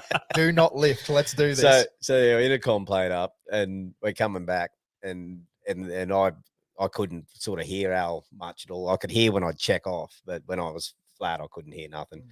And we're coming back through that same area where the off-road track is, and I'd start looking sort of over at Al. Oh, yeah. Oh, good. And we just said, Are we still good? Yeah. Because I've been down that track a bunch of times, but we do need to do more pre-run than what we do. We've got to try next year to get out and sort of just get on that track a little bit more like the other guys do. Yeah, I think it's a massive key to the way things are going to go now, is going to be that pre-running and knowing how to use your GPS, knowing how to mark.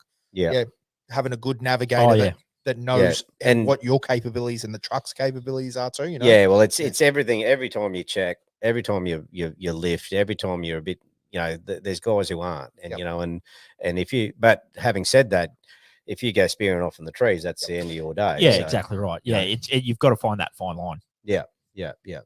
And we had a good run this year. Qualifying, we cooked a corner and sort of didn't work to our advantage. We ended up on the outside of a corner, and I was yelling at me for dodging trees, and I'm trying to wipe the mud out of my goggles, and so we ended up. But I think it was something like 4 seconds or something, and we dropped back like, I forget how many, like 8 places or something. In like a couple of seconds, It was crazy. So again, tight. I can't say this enough. Like at the top, it was so crazy tight this year. I couldn't believe it. Like, like as you said, minutes. Like a fifth spot will put you back in the 15th. Crazy, Yeah. So where and like I think they changed the track. They took some of the whoops out, which although I will say some that like the. I know you'll know what I'm talking about. I'm trying to explain it for the listeners at home. But with the very first year where it's like those 3 whoops out the back, heading away from the spectator zone, where the year you raced Gwynny's old truck, you broke an axle on that jump. Yeah, they looked, just from watching some footage this year, they looked particularly harsh. Maybe the footage that I saw were cars that weren't set up particularly great. not for the big cars. Not for the big cars, no, right? The big cars really. They sucked it up. Yeah, it was just open wide. Yep. There you go. Yeah. There you go. Yeah, we I'll just shut up now. and actually, I don't know if the bumps. I don't know if the whoops actually slow many people down either, even when they were big. Billy said like a true buggy dork over there. Right? Must not have a good car. Well, the whoops were a little bit rough this year.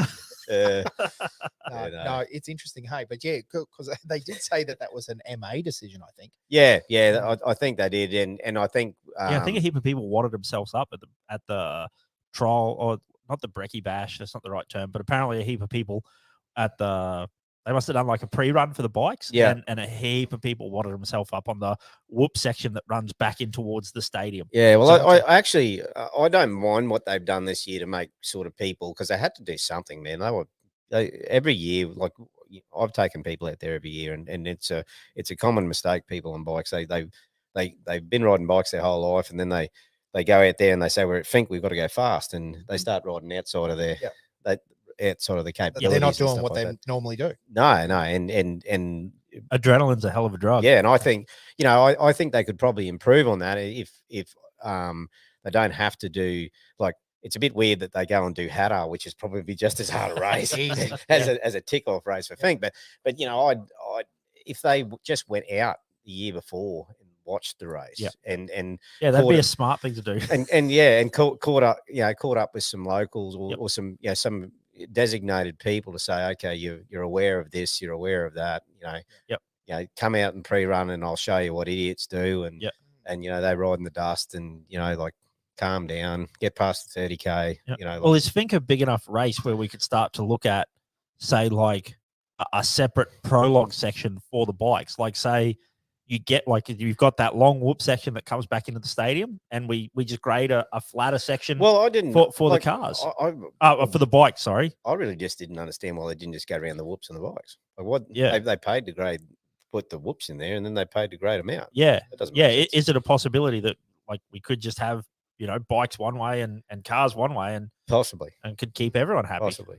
Yeah. One of the exciting things that we I haven't touched base back with the committee though is trying to get some car running out there just before FINKE, because it's obviously it's a struggle. We used to do our pre-running on the track and on that testing day, which is now canned, and trying to get that many cars at the off-road track with enough officials legally. Like there's some issues with legalities on that. We're considering doing a FINKE only race, or we call it a race, and do some testing out the off-road track and do it all officially, and it'll be probably a bit of cooling up front.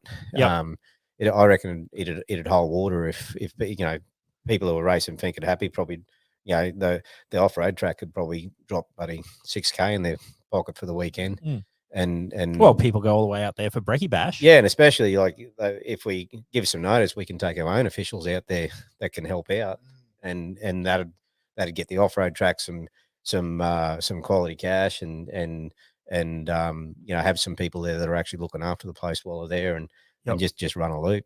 Yeah, no, I like it. It's and more racing's always a good thing, especially when it's in that sand and in those whoops. Yeah, well, you could just have like a dodgy old bottle of scotch as the winner fastest lap. And perfect. I like that. Definitely wouldn't be anyone doing anything stupid, would there? For a bottle of scotch.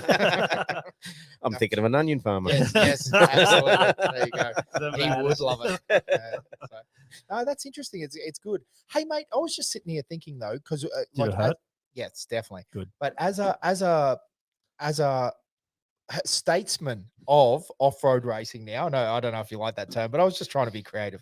Anyway, moral of the story is that I was thinking, like, you've got a lot of experience and you've done the jumping into the sport thing and doing, like, what do you reckon Billy Geddes should have, could have, would have known 10 years ago that would have made a big impact to your racing by now, or now? Like, you're starting to learn more and more, like for everyone listening, because like there's tons of kids sitting there going, man, I can't wait to drive a trophy truck. That's the whole goal. That's what I want to do. But, then they get at the trophy truck and they don't really know, or, the off-road racing. What do you think that's been the biggest thing that you've sort of clicked later on that you've gone, man, if I had known that in 2011 or 2012, I would have been killing it?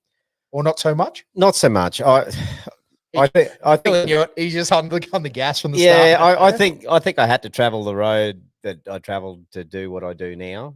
Because like even budget wise, we're doing what we can do. It's easy to say just spend more money, but I probably wouldn't be happy with that either. We bought smart. We could, the car's still worth what we paid for it now. On the open market, and we we've had a hell of a lot of fun, and I don't think I think if I didn't ride bikes, I probably wouldn't have raced like I race in a car. I probably wouldn't swap much, to be honest. So it's just sort of worked through. Well, Mickey Bryant wants to know if you'd put all the money on the bar at the Caves pub. No. He does that. He does that anyway. We probably put our share through there, I can tell you. Yeah, I was gonna say. There's a few people who can vouch for that. Yeah.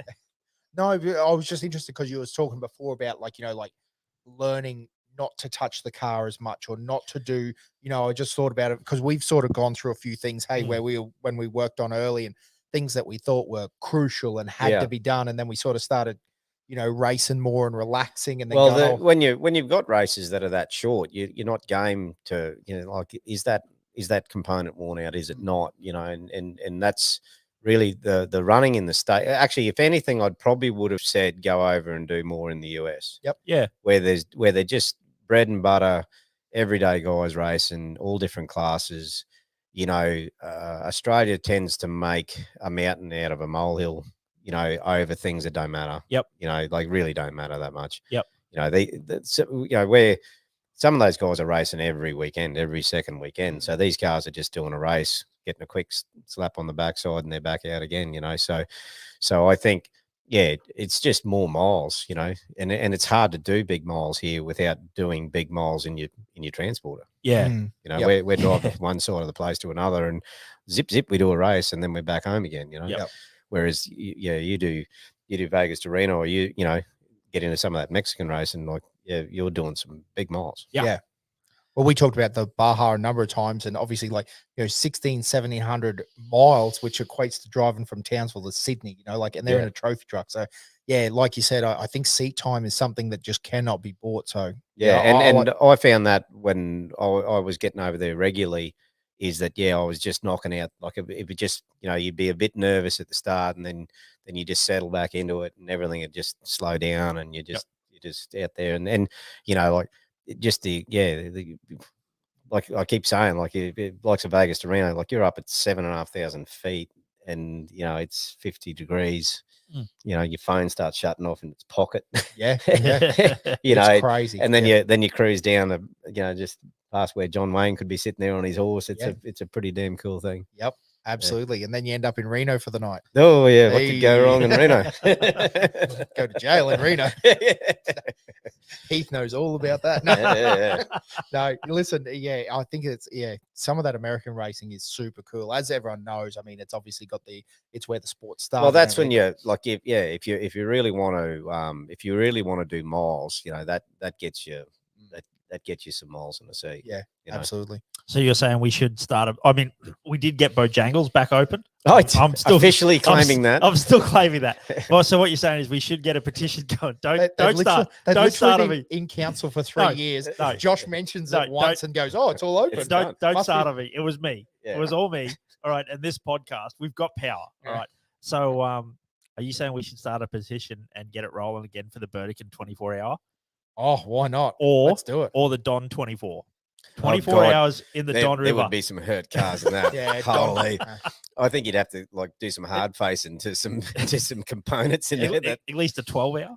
Yeah. No, well, look, I will say that's one of the good things about the Don is I think we're going to see that race continue to grow. Yeah. In length is what I like. It was people as well, but like you were talking about races run by racers, but that's one of the great things is Mick and Talbot and the Muirs down there. They said they didn't want to have the race too big that it became unmanageable before they were ready to manage it. I think they're managing that race just fine. Like they've got their head screwed on. Yeah, but I do believe, because what is it? It's I mean, you've raced it, Bill, but it's a 50K loop that you do 3 laps of, so 150 Saturday, 150 Sunday. But I think from talking to Mick on the podcast, he was saying, or after the podcast, he was saying they've got almost another 80 or 100K loop that they can add into that track that would as they're ready to do it. Yeah, and that would come with more cars. Yes. And more quicker cars. Yes. Like we can, when the first few years when we sort of had less numbers there, the reverse grid thing's hectic and cool.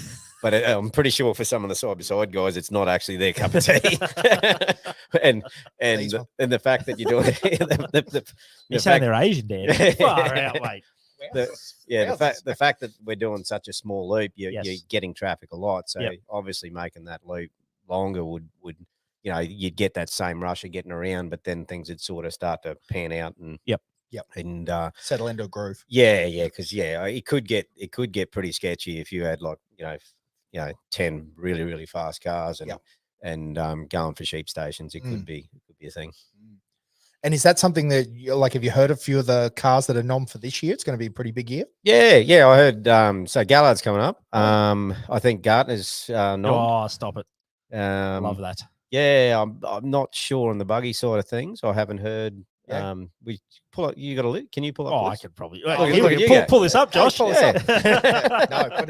No, but I mean, motorbike wise, it is blown to, like, there's like a whole Alice crew coming to take on the Don. It's pretty cool. I believe Walshy's on the list. Yeah. Have entries opened yet? I better work this out for the cars.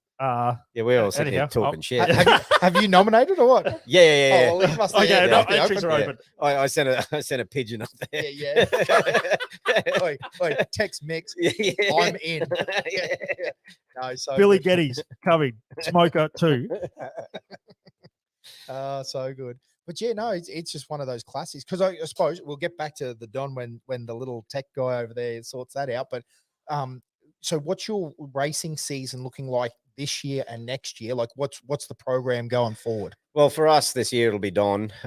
We would have liked to have got to another one, but just, yeah, I've got, my mum's been a bit crook and we've been sort of doing a bit around home there. And As you've got to, yep. yeah, so we've been just doing some family stuff and yeah, I'll just concentrate on my two favorite races this year and maybe try to get to just a few smaller races next year, because I really do like that little truck in tighter tracks. It's a fun truck. And I tell you what, there's some doozy Queensland tracks at the moment, isn't there? Like there's some fun stuff. I've been watching. Yeah, they're coming up good. So if we can, it's taken a while for us to get our program where the car gets back, and we were hoping to get it back down quicker now, but it won't really matter for Dom. We've still got plenty of time. Yep. But the program, we now send the car down to Steve DeBrizzi. Yep. And because he's got all the, we wait again for all the stuff to come up from Brizzy, whereas he can sort it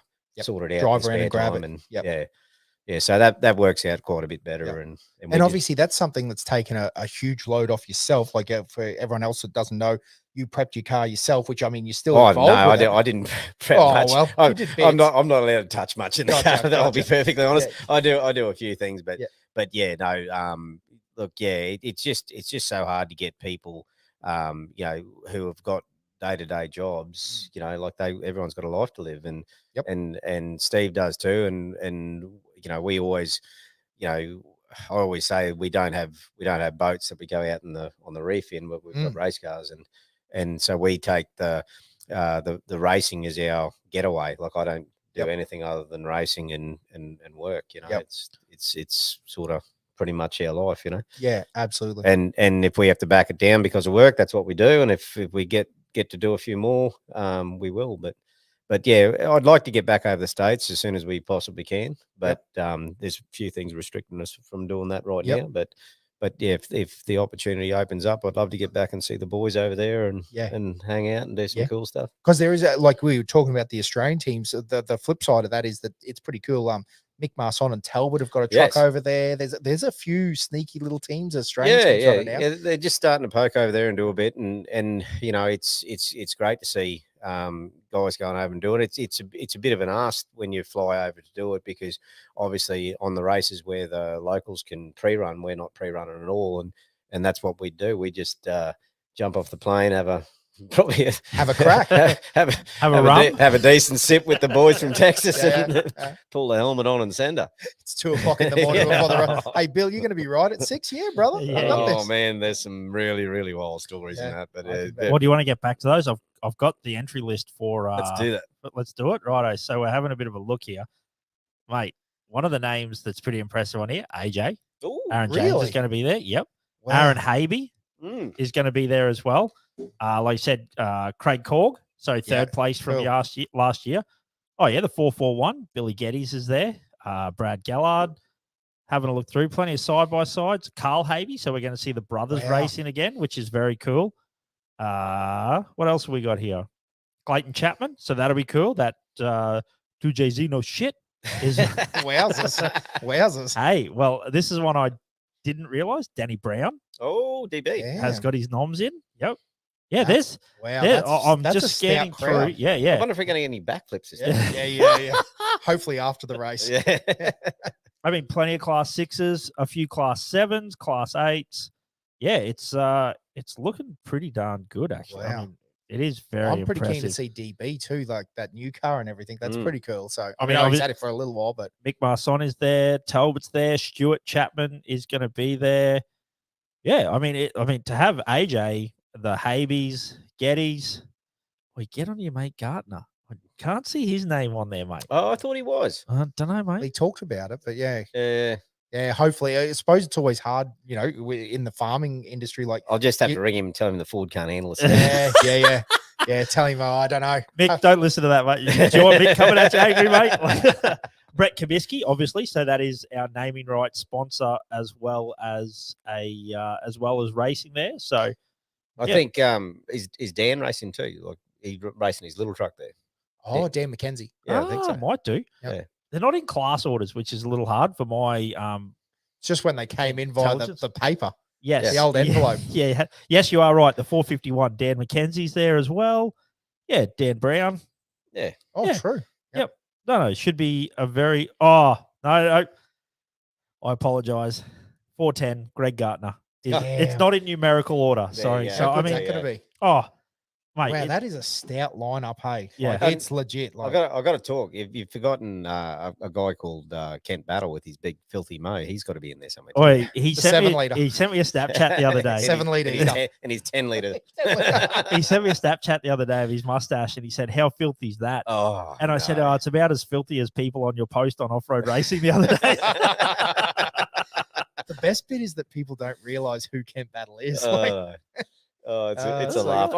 I get tagged and something. I just go, I don't even have the time to look at that. yeah. Oh, did you see old mate on there? We're just rattling off Facebook chat now. See old mate say something about there was no big names at that race. Yeah. at And I Hillston? do We're mean with all due respect. Denny Brown. Look it up. It's in the Geneva Convention. Yep. Oh. Kent Battle's name is on the list. Yeah. Kevy not There you go.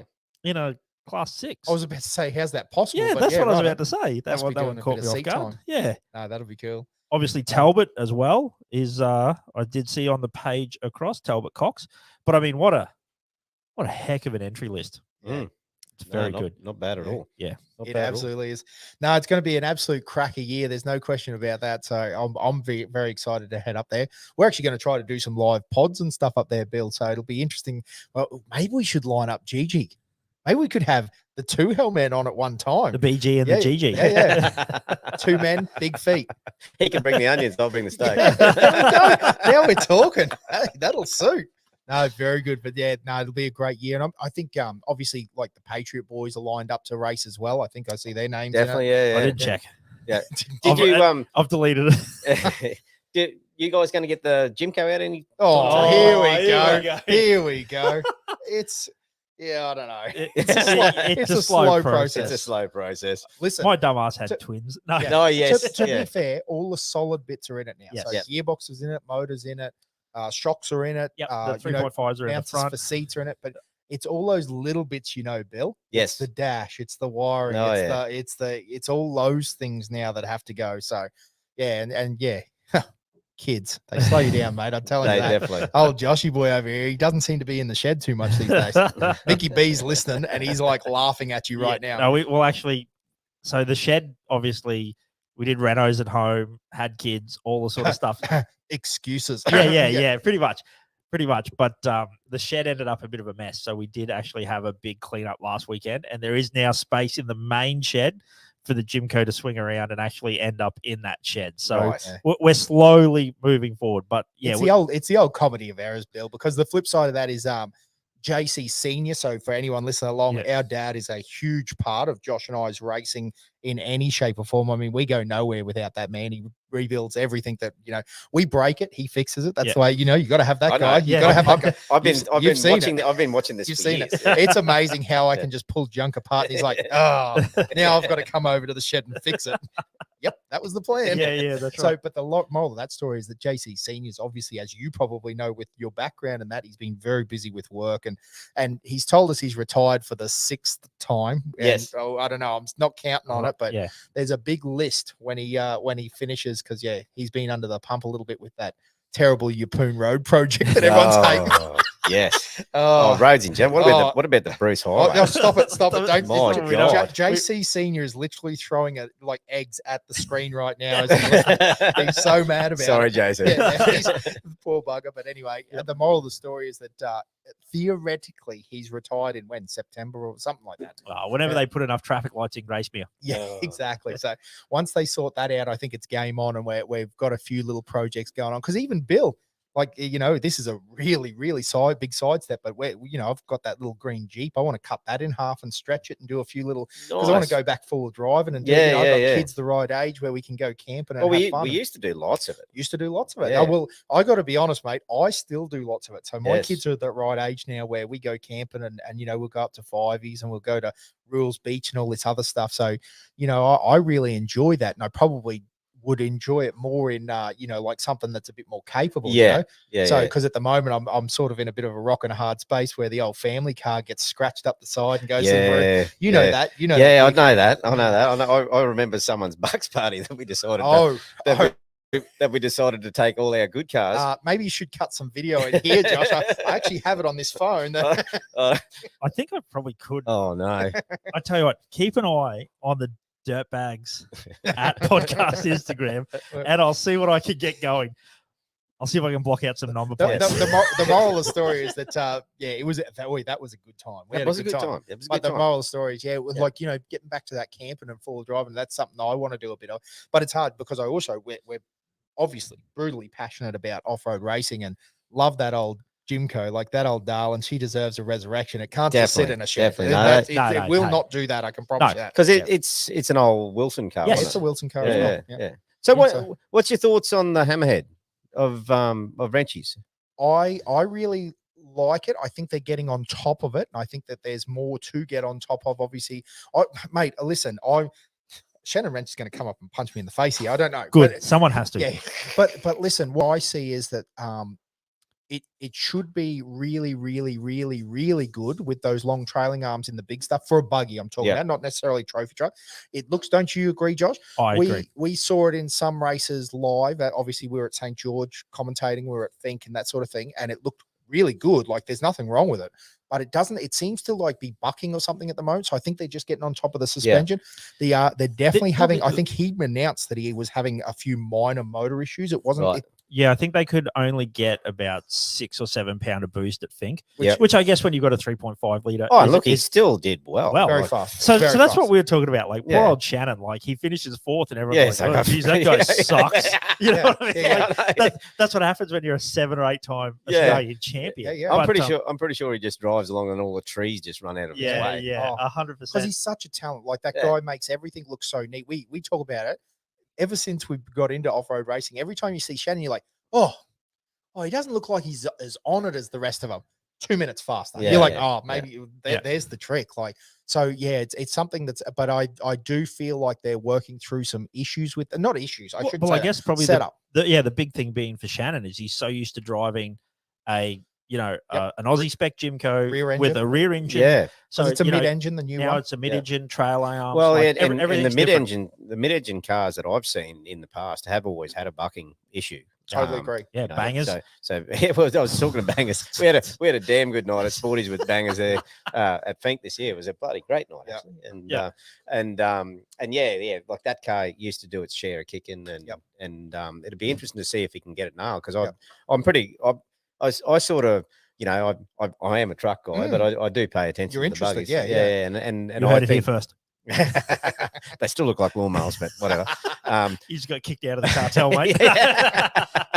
But I think in principle it should be a really, really, you know, a winner in Australia. 100%. Like it should be an Australian winner. Yeah. Yep. And I think let's be honest, mate. If you wanted me to put $1,000 on, will it win a championship or won't it? It will win a championship. Shannon Wrench will win one. Yeah, they'll get on top of it. Like you think about when they brought the Comiskey's, like as in when they brought the last Jimco over. Oh yeah, like they did have dramas. You know, it's that new car niggle that you got to get on top of. He went away. They got on top of it, and I tell you what, I will say that's interesting, boys, and I have talked about it on this pod before, but I was interested in your thoughts too. What did surprise me a little is it's on a smaller tire than I expected it to be.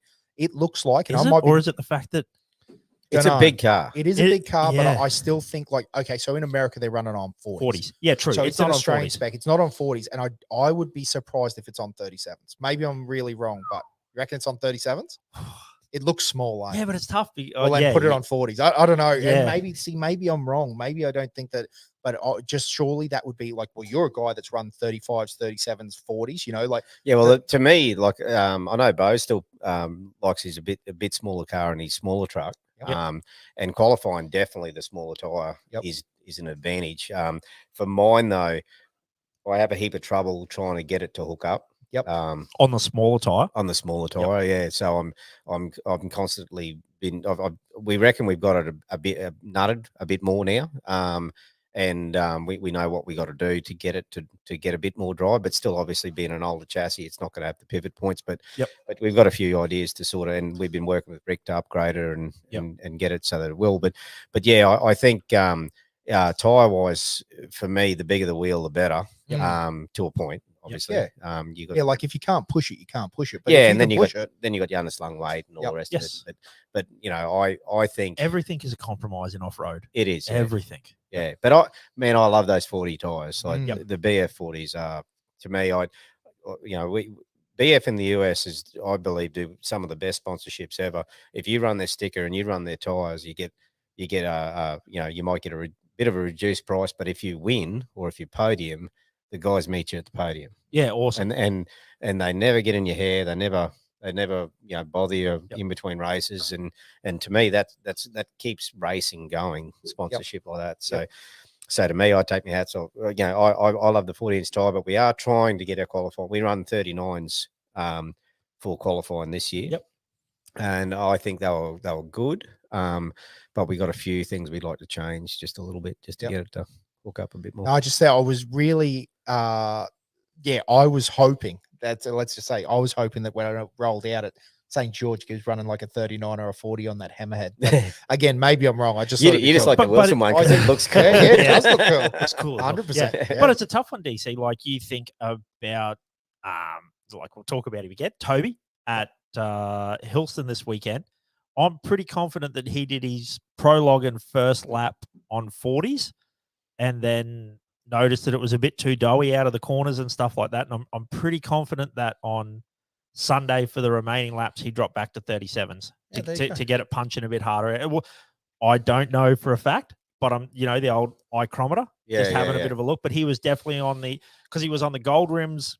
I'm just going off the rims as well. Yeah, he was on the gold rims Saturday, and then was on the red rims on Sunday. And I'm pretty sure the red rims are a smaller pretty sure tire. he qualified on 37s. Yes, FINKE. So which is an advantage if you can get the drive. And that's what I've got to work on with ours. We've got to try to get it so it's not just blowing the tires off the thing. Yes.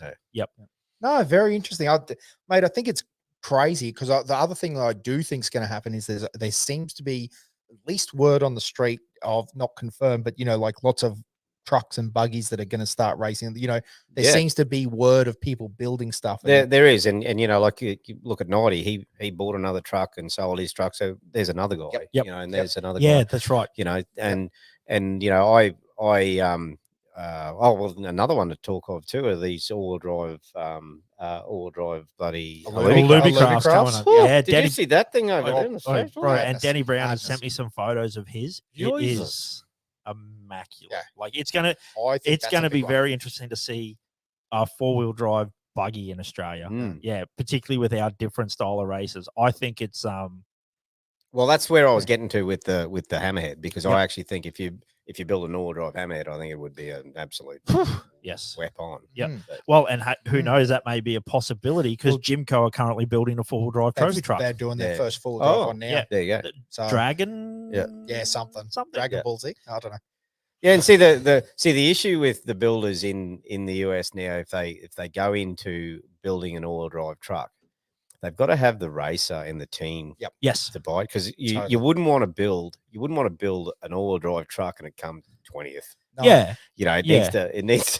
Well, you wouldn't want to build an all-wheel drive and give it to Josh Curran. Because I'm just being honest. Like, like you think about Mason with Andy McMillan. Yeah, who not who were Mason, but Mason on that path, and then all of a sudden Andy McMillan, the timing, was perfect. The timing was perfect. He blazed that first corner at Parker 425, and everyone just like freaked out about how good Masons were. Yeah, the portals and all that, they're working, and that's taken another shockload out of that front end that it's obviously fixed a major problem with them.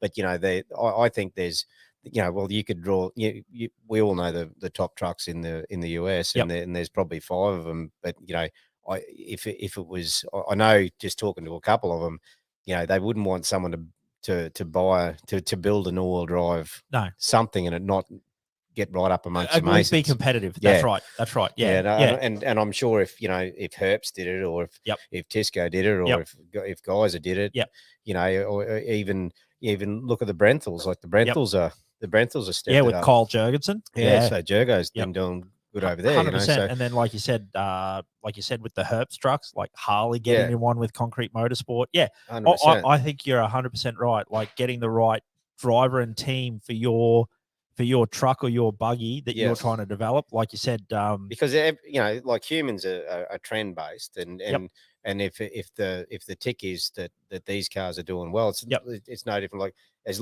the longer ride that like Geiser Brothers had in trucks, and this is getting back to Geisers again, the longer run you have, the issue is eventually you'll come off it at some point. Yes, what goes up has to come down. Yeah. So but if you look at the amount of guys that are still out there running, still winning, it's still very impressive. And that's the thing, like guys still have the right people driving their vehicle. You know, 100%. we're talking about like Rob Mack. Yeah. And how cool is that story? Like where Jason Voss was talking about like to get his head around how to drive a trophy truck properly. Yeah. He worked out what shoes Rob Mack used to wear. He wore like a particular brand of Vans. And when they did the lap, like the walk around prologue, because they weren't allowed to pre-run prologue, like they just did a walk around. Well, he used to look for the footprints that Rob Mack shoes would leave, and he would follow that and work out and be like, oh, Rob Mack's gonna, be on the outside here and then inside here and then take this line. Like, and that's the thing. Like, guys have the right people still driving their trucks. Yeah, like, and I know for a fact that Rob drove a G6.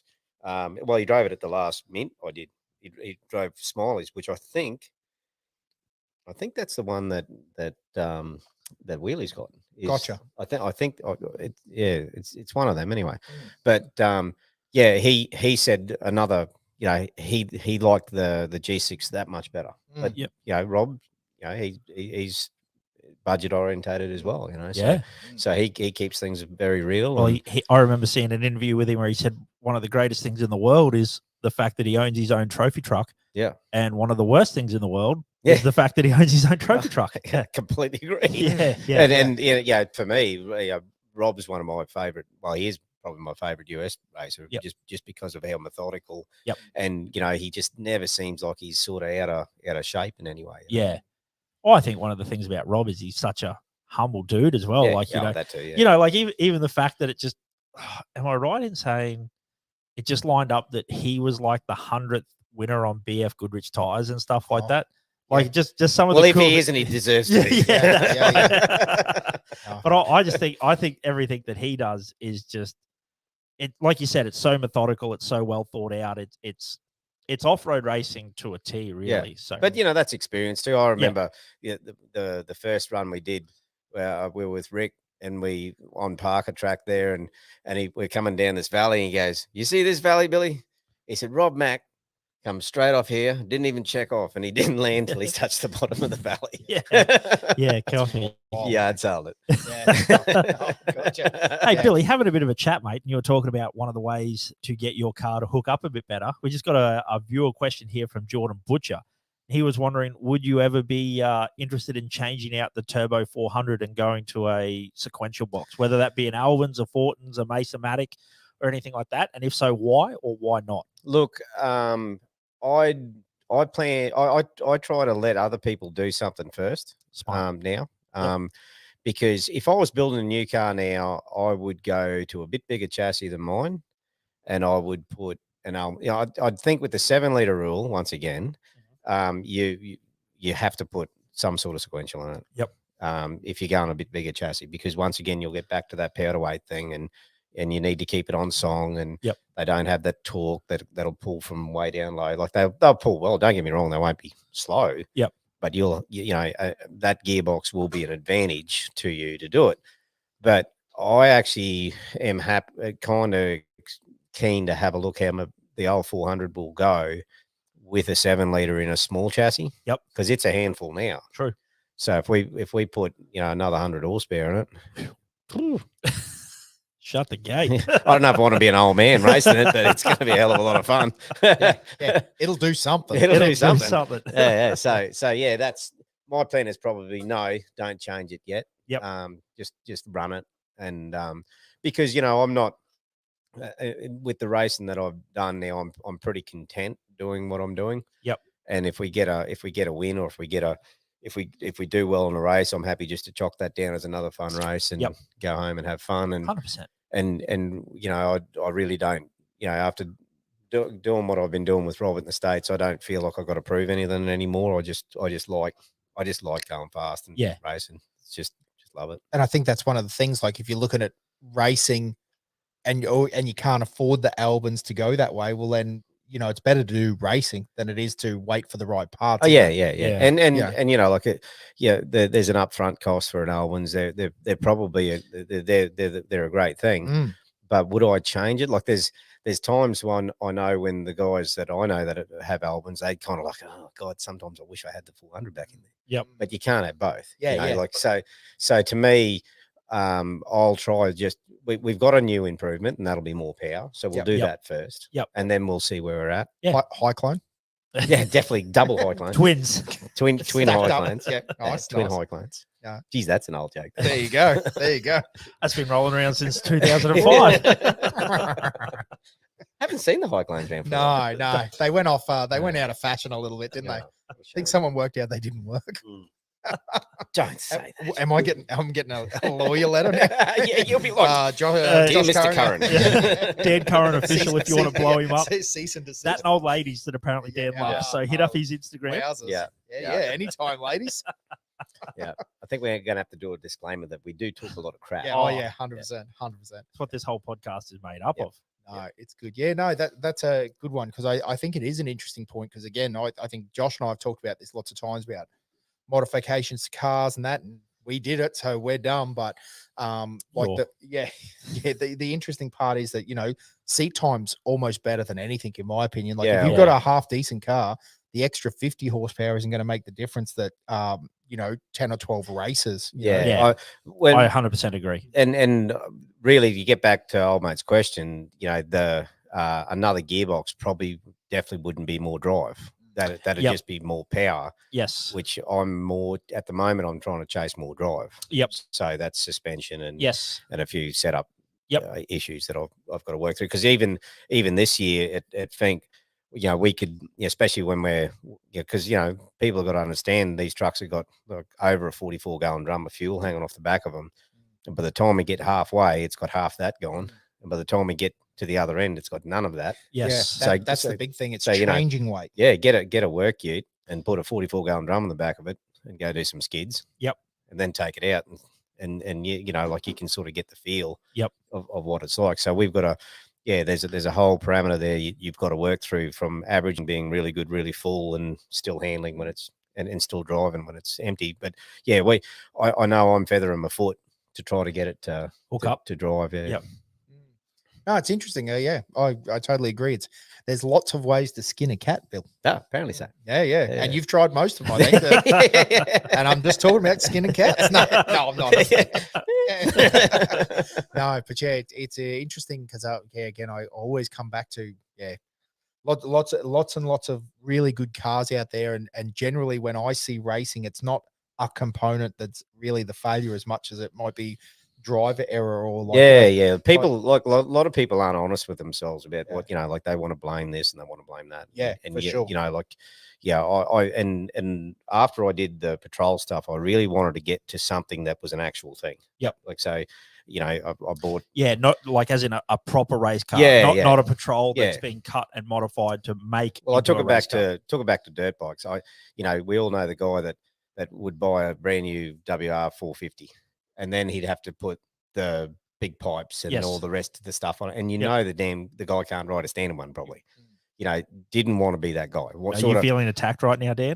I didn't put a pipe on mine. I knew it was too fast. I'm telling you. Yeah, but you know I know exactly the guy you're talking about. You had to try to work out the ropes and try to do it. And they go to still FINKE, learning them. I was gonna say they go to FINKE, come 300th, and go. Maybe if I had an acro pipe, I could have got first. Yeah. No, that doesn't work like that. Yeah, you need a good slap of reality is what you need.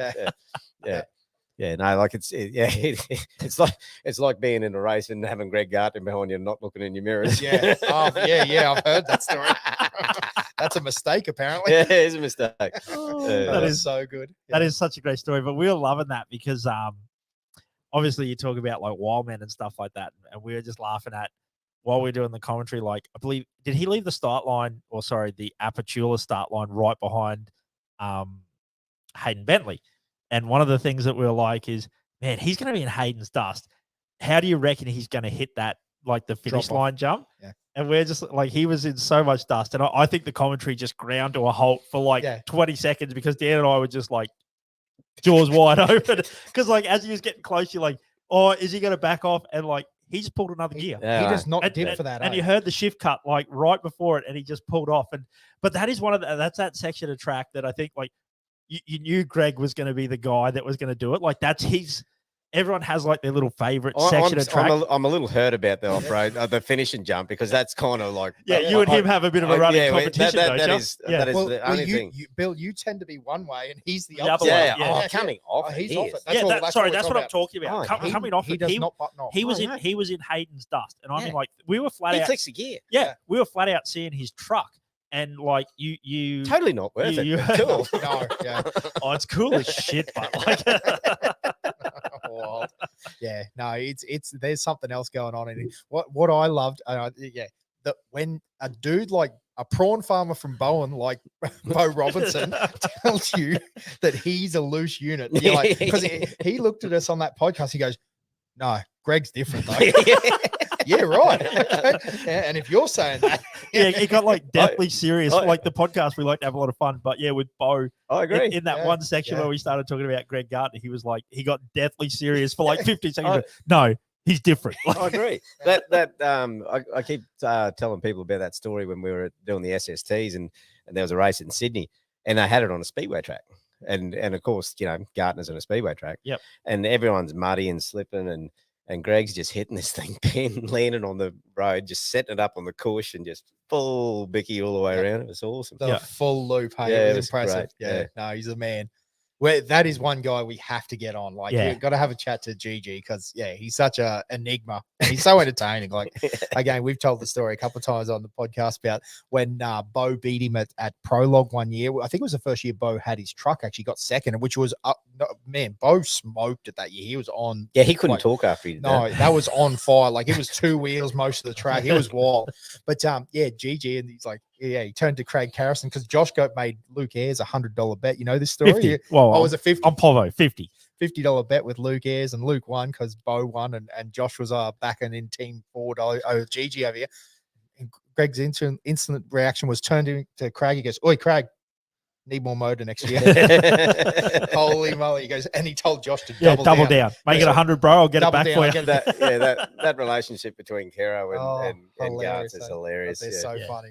Yeah. Yeah. And again, this brings us a massive loop to what we started with the conversation, is that, you know, off-road racing is about the characters. It's about the people. 100%. It's about the stories. Yeah. This is why we did the podcast, Bill, is that, you know, there's a lot of these, you know, stories out there that, you know, we have around fires, and Yeah. we sort of get at events, and then you never realize, like, I learned a lot about, like, say, Toby Price by sitting down with him and having a beer at, like, the side-by-side stuff and things that I'd never known because, you know, like, it's sort of the backstories about it. Yeah, well, Tobe started, you know, on his bikes, and he's still going strong on the bikes. But you know, the drive that he's got to end up with a truck and racing it, that's just straight determination. That's what that is. You know, Absolutely. I think we'll see him in a car in Dakar. Yeah, has to. If he doesn't end up in a car at Dakar, I think it's crimes against humanity. Oh, really. there's been, you know, like he Red Bull should have picked him up way before they picked him up. Yep.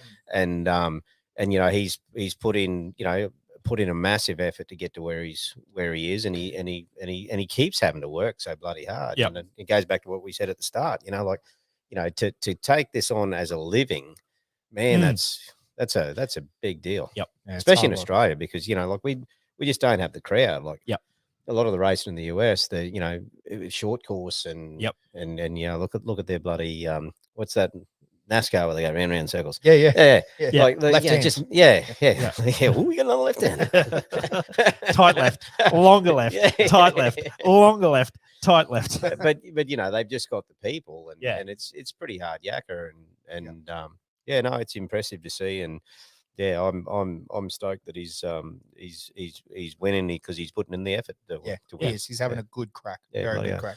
I think that's one of the great things about FINKE being a little bit less rough this year, like being a little bit of a perfect storm with COVID, the amount of track prep that went into it and everything like that. Like, so awesome that Toby's truck was in a position to be able to race Hillston. Like, he didn't have to put too much effort in.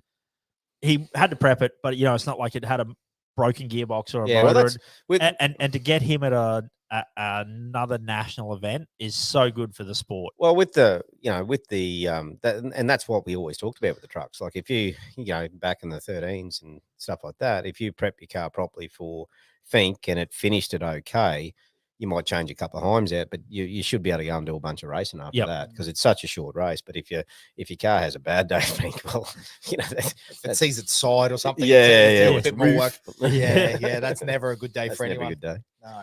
But I like to do it so you avoid the roof in the rollover. Oh yeah, I did see that. Yes, Just wrecks everything else. just wrecks everything else. Hey, bit of another viewer question here for you, Bill. We got Ben McMillan just asking in. He was talking about the fact that you were doing a bit of work with Down South. Are you still running the King shock package, or have you gone back to the OG Foxes in it? No, we still run the Kings, and the King guys have been great in the States as well. But one of our big issues with our Aussie truck is we had a really bad kick that would stand us up on our nose that we were chasing. Yes. And pretty much we just sort of copied what we learnt in the States a little bit. Yep. From the Geiser boys and SDG, just chatting, like they just sort of helped us out really. And it made sense to Paul, so we changed the rate plate in there, and yeah, that's sort of changed the car. I trust the car again. See, when I raced in the States for a while, the car over there just got better and better and better and better. Yes. But this car back here, because I was only fronting up to FINKE, it sort of went nowhere. So we'd go out there and we didn't have Paul at that stage, and we sort of didn't know what we were doing. We were just sort of going around in circles a little bit with shocks, and of course, we wouldn't prep the car till about 3 weeks before we go out there. 3 rum cans in, which doesn't help, and that's really been our biggest issue is actually getting on the car early enough. So really, you should be doing a race and then coming home and prepping your car straight away. Yep. Like it shouldn't sit there and wait and then get prepped. And that's where we're trying to get. It's just you've got to. It takes time to get that stuff set up. Yep. And that's what Steve and I are sort of planning on. We've got sections of what we want to do, but eventually we want to sort of get it so that it just does a race and then it's prepped, and then we can sort of just pick a race. We can just go, hey, we got a weekend that it all lines up. Here you going? Yep. Off we go. Yep. And that's sort of because I really enjoyed that the year we did the series and travel around, and it was a bloody hell of a good time. Yeah, absolutely. Yeah, it was good. And even within yourself, Bill, like as a mate, I can say, like, to see the progression of yourself driving, like, when you did 5-6 races a year, like the comfort level of what you were doing it would just become second nature, didn't it? It was that's like, right. You're just feeling the car, the car, everything's good. Yeah. Whereas I totally get that if you're, more so sitting around, and you only drive it once a year, well, then that's very difficult to achieve, isn't it? Yeah. Well, especially when you just got to jump out and, when you just jump in the thing and screw it's here at qualifying, and that's where, because they do not drive like a cruiser ute. No, they're very different. And that's not against anything. I'm just saying, like, the transition from driving your patrol down the street to then jumping in this, or even to 5 Rocks or to go camping. Well, especially when you're going up against Toby and Bo and Greg and all the rest of the guys in class 4. Like, it's a stout buddy driving crew. Yeah, crazy class. Yeah, there's a couple now, like, and yeah, Josh was saying it about 4. How crazy is it when you talk about a FINKE race and then you start thinking about some of the people you didn't name, and like it was like, that's the worst thing. It's this year when we were asked about people that we thought were going to win, we didn't even list Shannon. Yeah. There was a couple, and like, what the heck? Yeah. Like, so Hayden didn't come into it. Like, yeah. And you're talking about, like Glenn Owens and that, like there was so many previous winners. Some it Oh, was how good just was it to stacked. have them guys back out there? Very too? good. Yes. That was awesome. Unreal. Yeah, And yeah. AJ is always super amazing. Like to think that he does next to no pre-running and then drives that thing on his own just by holding a flat. Yeah, Like, and no, to go, no GPS, nothing. He's Like, nuts, Yeah, eh? he's crazy. yeah, especially, and again, because it's interesting that we've come back to that, but like, especially in this day and age where, you know, that GPS technology is getting to where it can talk to you itself off the iPad. I Like, did hear that. yeah, See, that's way too literally. techie for me. Yeah, he That's was why you got telling us- corn dog, bro. Yeah. Yeah. Yeah. Thumbs Yeah. up. Well, I'll give you the hot tip. As far as I understand, it's off the system that you run. So Well, there you yeah, go. you could do it. So yeah, it's going to be an interesting game. That whole leap forward there is going to be something that I think people are going to have to get on, or at least your navigator is going to have to get onto it and work out how it works. Yeah. Because otherwise you're going to be left in the dust. Yeah. Well, you know, this is when the argument starts coming. Do we make the race longer and do you Yeah. not? You know, at some point, I'd like to see probably where the race is a bit equalized in, you know, consistency, because you know it's a long way to go out there and Sprint it. yeah, and spread it, yeah, Yep. especially when we're not driving out there. Like that's tough. We got to work on this. Got to work on this. You know, a bit of pre-run or some Yeah. sort of shakedown of the car, so Yep. you can actually Even so the drivers can get comfortable. yeah, so you Yep. can just well, Yeah. you know, we just put this in it. Oh, have you driven it? Well, no, there's nowhere to Yep. drive it. You know, Yep. so Yeah. you know, then you're out. Because getting- sighting lap is not, unless you're up the front, and that's pretty lucky position. You know, you got yeah, to be there. at and 2 what happens Well- if something is wrong? Well, Yeah, and you know. and not being rude, I believe there is technically supposed to be an 80k an hour speed limit Yeah. in sighting lap. Yeah. Did you know that? Bill? Did you know that? Shut the hell up, Josh. Oh, look at old phone Karen over here. No, but it Like is typical pro buggy boy, like trying to influence the rules. Yeah, that's right. That's right. No, but it is interesting because I think there's a few things, and I totally agree. Like seat time would be something that would change that as especially if you've Well, done just a shakedown. So Yeah. just get the, you know, you're out there, you're in, even changing the altitude, like getting out there that the car that you're happy Yes. the car's going to run out there. Yep. You know, Yep. like How cold it is, density of cold the it air, is, yeah. everything like that. Yep. yep. And then you can do that. You can get the thing washed up. You can and you know, I think the weekend before that used to work well when we used to get on the track and give it a run. And I think everyone's happier. I think everyone just feels better when there's a spot to run your car. Yep. So Yeah, no, it makes sense. Oh, that's good. Well, what do you reckon, boys? That's Yeah. you can smell the smoker. Starting to Yeah, smell pretty yeah, good. yeah. What do you reckon, boys? We Yeah. slowly wrap it up there. So, Yeah. Billy, the next race we can see you at is Don River. Don River with the boys up there? For sure, yeah. Yep, very good. So that'll be excellent. We'll see you at Don River. And Well, I was heck going to say, anyone you want to shout out, mate. yes, I know you've said a sponsors. few things, but yes, well, Yeah, this is pretty the- much covered them all. Yep. The people that support us, all the people back home here, and yeah, it's yeah.